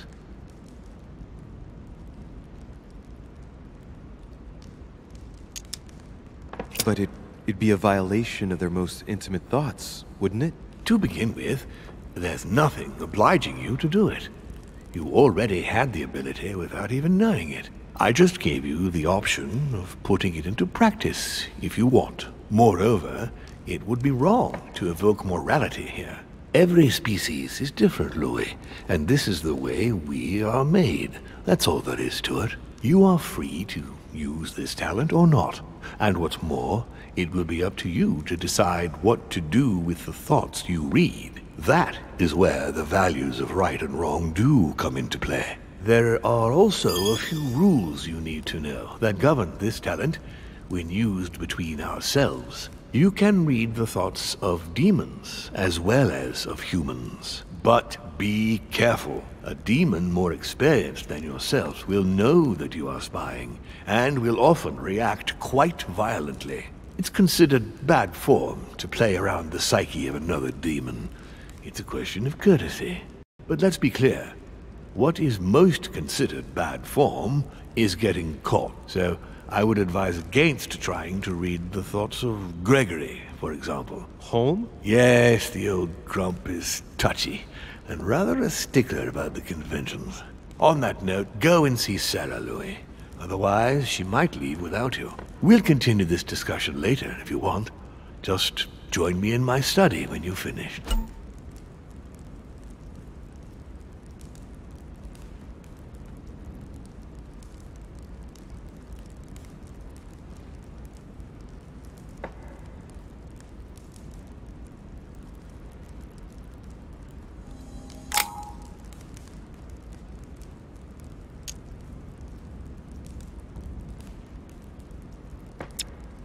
Let's see what Mortimer's thinking about. He is thinking he might not have been clear enough with you. When I told you not to try to read into Gregory or her experienced demons, it also applied to me, of course. You can hear me think? Of course I can. I can sense you.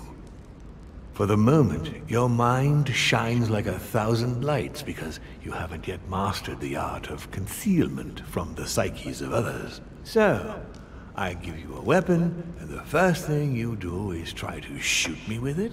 If my intentions were evil, you would already be at my mercy. So be very careful on whom you use the talent. All right. On that note, I'd better be going. I'm expected. One more thing. If you want to know the truth about your birth, ask her about Paris, 1763. At 12 Rue des Martyrs. That's where she disemboweled your mother to steal you from me.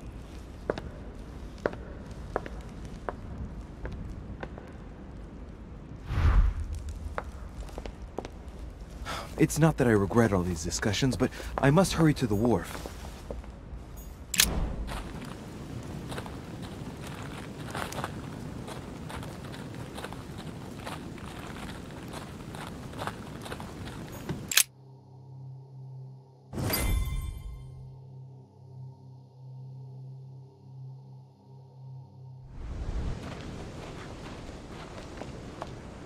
You shot her in cold blood. What is at stake here far outweighs our personal interests. I should... Personal interests? I'm talking about my sister's life. She was my other half. Calm down, Emily. Calm down. Louis, don't come near me. I warned you what would happen if I found her.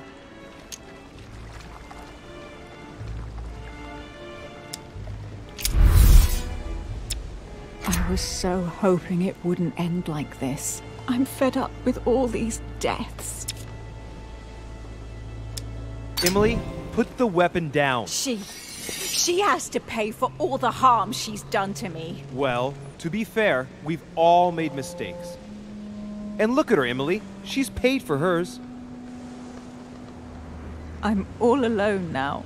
Duchess, I am sorry for what happened. I didn't have any choice. You? Shut your mouth. You had the choice, all right. You use people according to your own desires, without any scruples. Excuse me, Duchess, but we're in the same line of business. Shut it! And as for Emma, she knew only too well. No, Emily. Look at me. Emily? What did you say?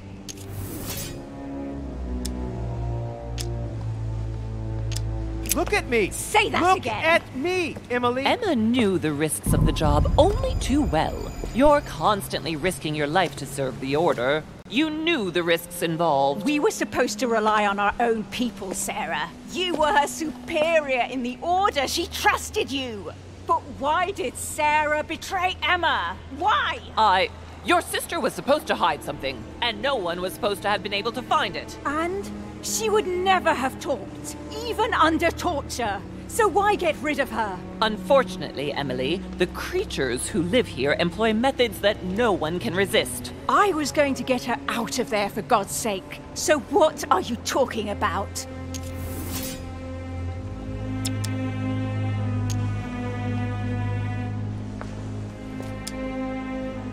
Emily, all I ask is that you let me tell the truth, but you'll never believe me. You leave me no choice. I'm going to kill her, Louis. I understand you were trying to protect her, Louis, but it's a lost cause. Don't move! Louis, remember in Paris. Oh no, not again. No, Mother, wait!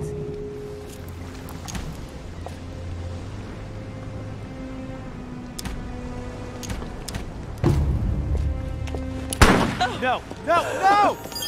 Come on, Mother, hang in there. You're gonna pull through. Save your strength. I'm getting you out of here. It's too late. Don't trust him. I'm proud of you, my son. No! Mother! No!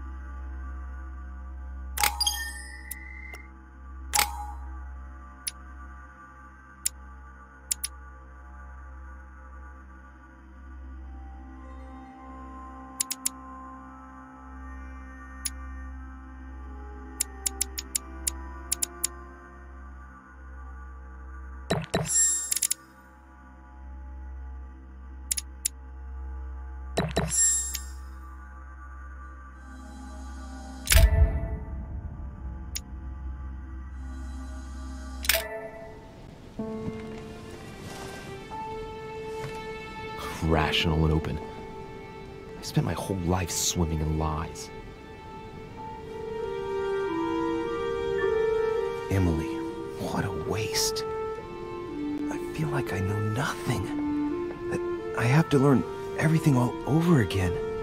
I'm a demon. I age more slowly. I can mentally manipulate people. I don't even know if it's a good thing or a curse. Frankly, I feel like I'm cursed. I hope I'll be able to control this new skill, otherwise my life will be hell. Damn it, what a mess. Come on, man up, Louis. I'm still the same old me. Demon or not, I'm still in charge of my actions. And this father, I know nothing about. Yes, I've still got a lot to learn. It's enough to drive you crazy. Everything I believed in, nothing holds true anymore. Pull yourself together, man. I need to find some answers. There's no way of being alone for a minute.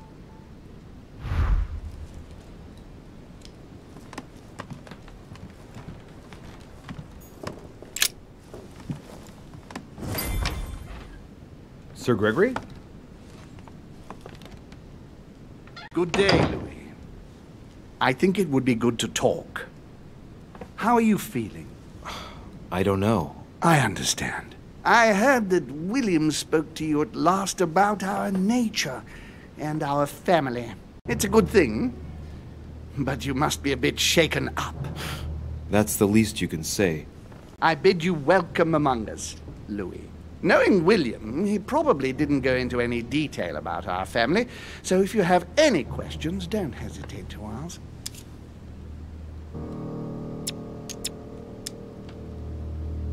How long has our family been in existence? We have been here since the very beginning. What do you mean, exactly? Are you trying to get information from me? No, not at all. I was just wondering why that particular question seemed to disturb you. Let us not insist, then. You yourself weren't very convinced by the question, it seems. How many of us are there in the family? We are 8 brothers and sisters.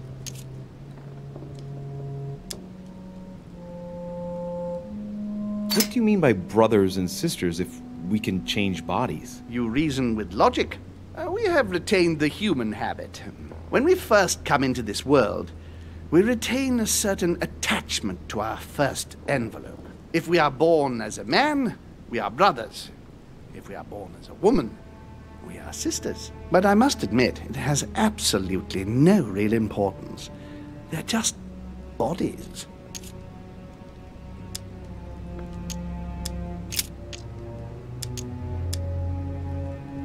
What's Lord Mortimer's problem? I think he allows himself to be devoured by a need for recognition. Has he always been like that? More or less, but thinking about it, I believe that the birth of our latest sibling greatly accentuated his discomfort.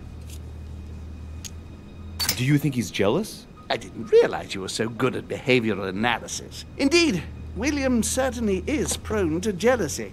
Finding one's place, notably in the eyes of our father, is not easy, and we each do what we can to succeed. But I can't justify this perpetual rebellion against our rules.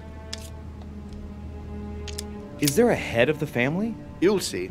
You'll meet them all, of course, when you are ready. They created us and set out the rules, especially our father. As for our mother, she retired from the political stage.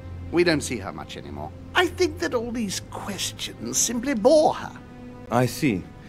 There is still much to learn. Yes, it's true. You've got some catching up to do, my boy. One thing you must understand, regarding any disagreements that might arise between William and myself, is his position with regard to mankind. What do you mean? Well, for centuries we've been trying to help, and therefore preserve humanity. Monarchies are simple and practical. They enable us to inspire humanity efficiently, and I can't understand why William wants to replace them with democracy.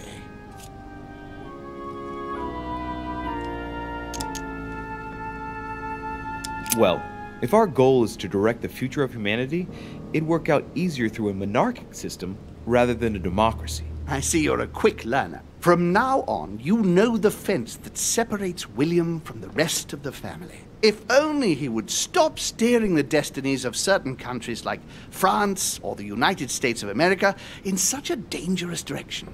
It has taken centuries for our family to establish relative peace between demons. Thanks to this policy, we have been able to decide everything by confining the other families to subordinate roles. And now William is obsessed with disrupting everything. Peace between demons? What do you mean? I'm not talking about conflicts within our family. If that was all there was, everything would be fine. But several other families, younger but nonetheless powerful, are trying to upset the balance. At present, we dominate most of the major countries around the globe. But some families are pushing, via less influential countries, to gain ground. Do you understand? As best I can, yes. When the time comes, you must take up a position on the political chessboard. I only hope your father doesn't take you down with him.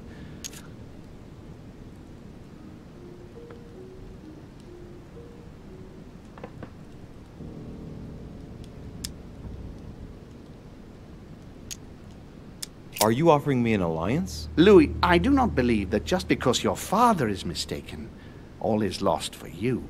You owe William nothing, so there's nothing obliging you to support him. I want you to make an informed choice. Now go and see your father, see what he has to say, and then think it over very carefully. That's exactly what I intended to do. Thank you, Uncle. Don't mention it. If I've been able to help you in any way, go now.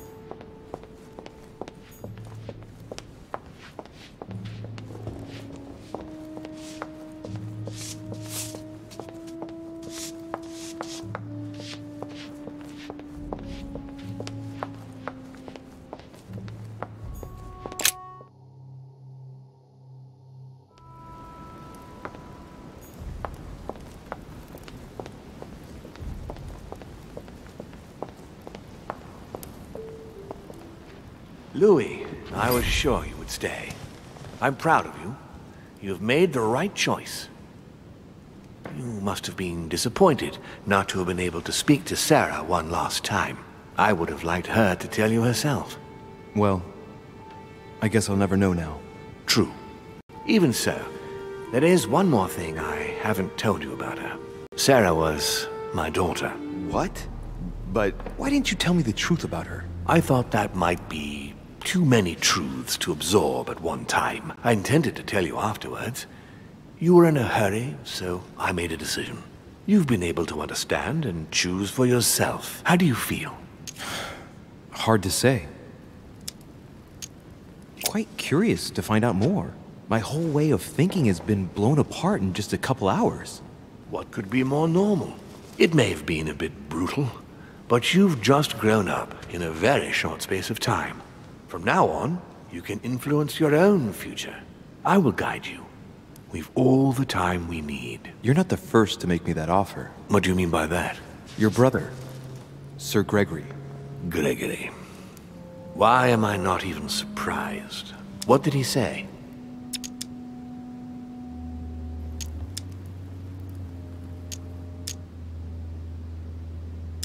I've been given to understand that you have a difficult relationship with your father. Isn't that right? Let's just say we don't see things the same way. I ended up finding out that there's a world outside the rules he has imposed on us. It seems you find yourself in the same position that you've placed men. You were told what to do, what to think, and you found it unbearable. Imagine if humanity finds out you secretly direct them. How do you think they'd react? Your analogy is not without substance. But that's where it ends. Man's main flaw is his willingness to forget and to make the same errors time and again. He can't help it. He is mortal. I don't impose anything on anyone. I'm just following my own path. But where does it lead? I suppose I should explain. For centuries now, demons have emerged in and around great leaders all over the world. But like true tyrants, they have governed with an iron fist in a studded glove. That's the impression I get. But you see, people's discontent is increasing, and they are too high up to hear it. They take themselves for gods. Sooner or later, the people will turn against us, just as they have in the past. Each time it's happened, many of us have died. We must master the humans, yes, but gently. And the best way of doing that is by allowing them a free choice, Louis.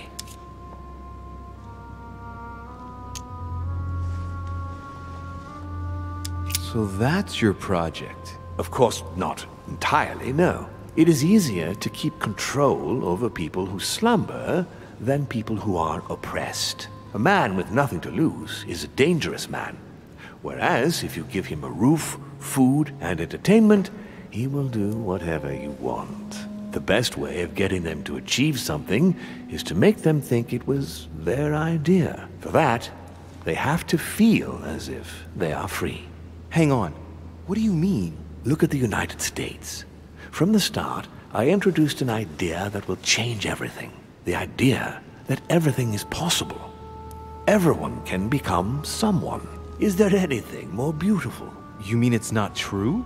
Man can move mountains when he believes it is in his own interest. And what nobler cause is there than his own freedom? But that's completely immoral. Immoral? Louis, you surprise me. Morality has nothing to do with it. Morality is a concept that we invented ourselves to domesticate man. Don't react like them. Can't you see? It's all within your grasp. It's not very noble if you ask me, but maybe you invented that concept too. What will happen if I refuse to subjugate men? It will come naturally to you, my son. But not with the aim of subjugation, but rather to create the best balance possible. You'll see. It comes to us all after a few centuries. I'm just trying to help you save some time. They are perishable, Louis.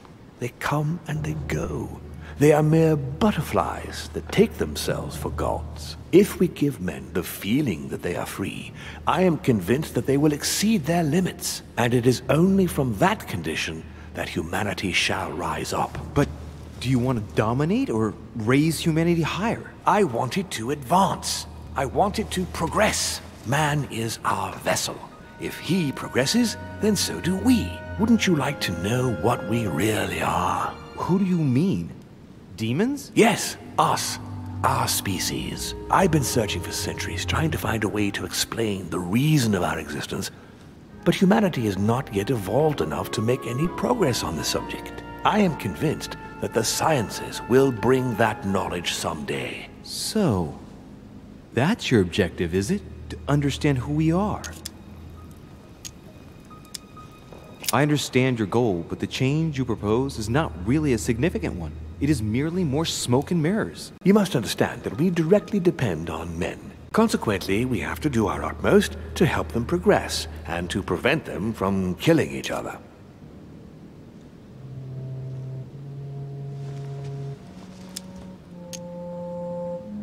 And you think that's been a success? Humanity?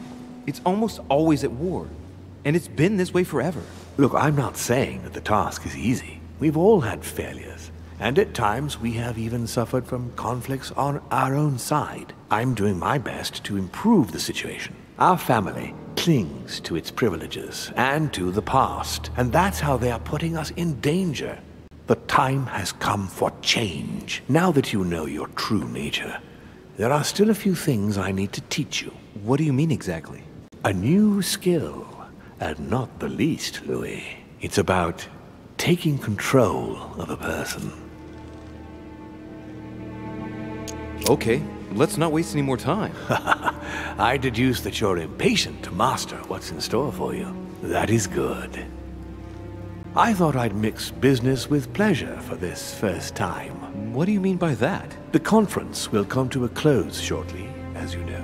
Not that I'm fed up with archaic diplomacy, but it's time to ensure the success of this project. To make this happen, I would like Piaget to inform the Pope he has changed sides. Here is my plan. I would like you to join His Eminence in his room. Just play along. We'll see when the time comes. Very well. And then? You're going to have to trust me. What we're going to do is painless for the human you are going to invade. Invade? Yes. You're going to enter his mind and take control. You're going to influence his act, make him speak, then concentrate. You must focus on him in order to feel his thoughts. Then, while speaking, you must link with him. Once you're done, you will naturally find your way to the source and enter into his thoughts. But what if I fail? Trust in your instincts. You just have to let yourself go. You have the skill. Let your nature come to the fore. You'll see. If you fail, you'll be in for some light banter with His Eminence. That's all. There's nothing to be afraid of. Very well. Perfect. Go now. The Cardinal is in his room. You will have to write a letter to the Pope as if Piaget had written it himself.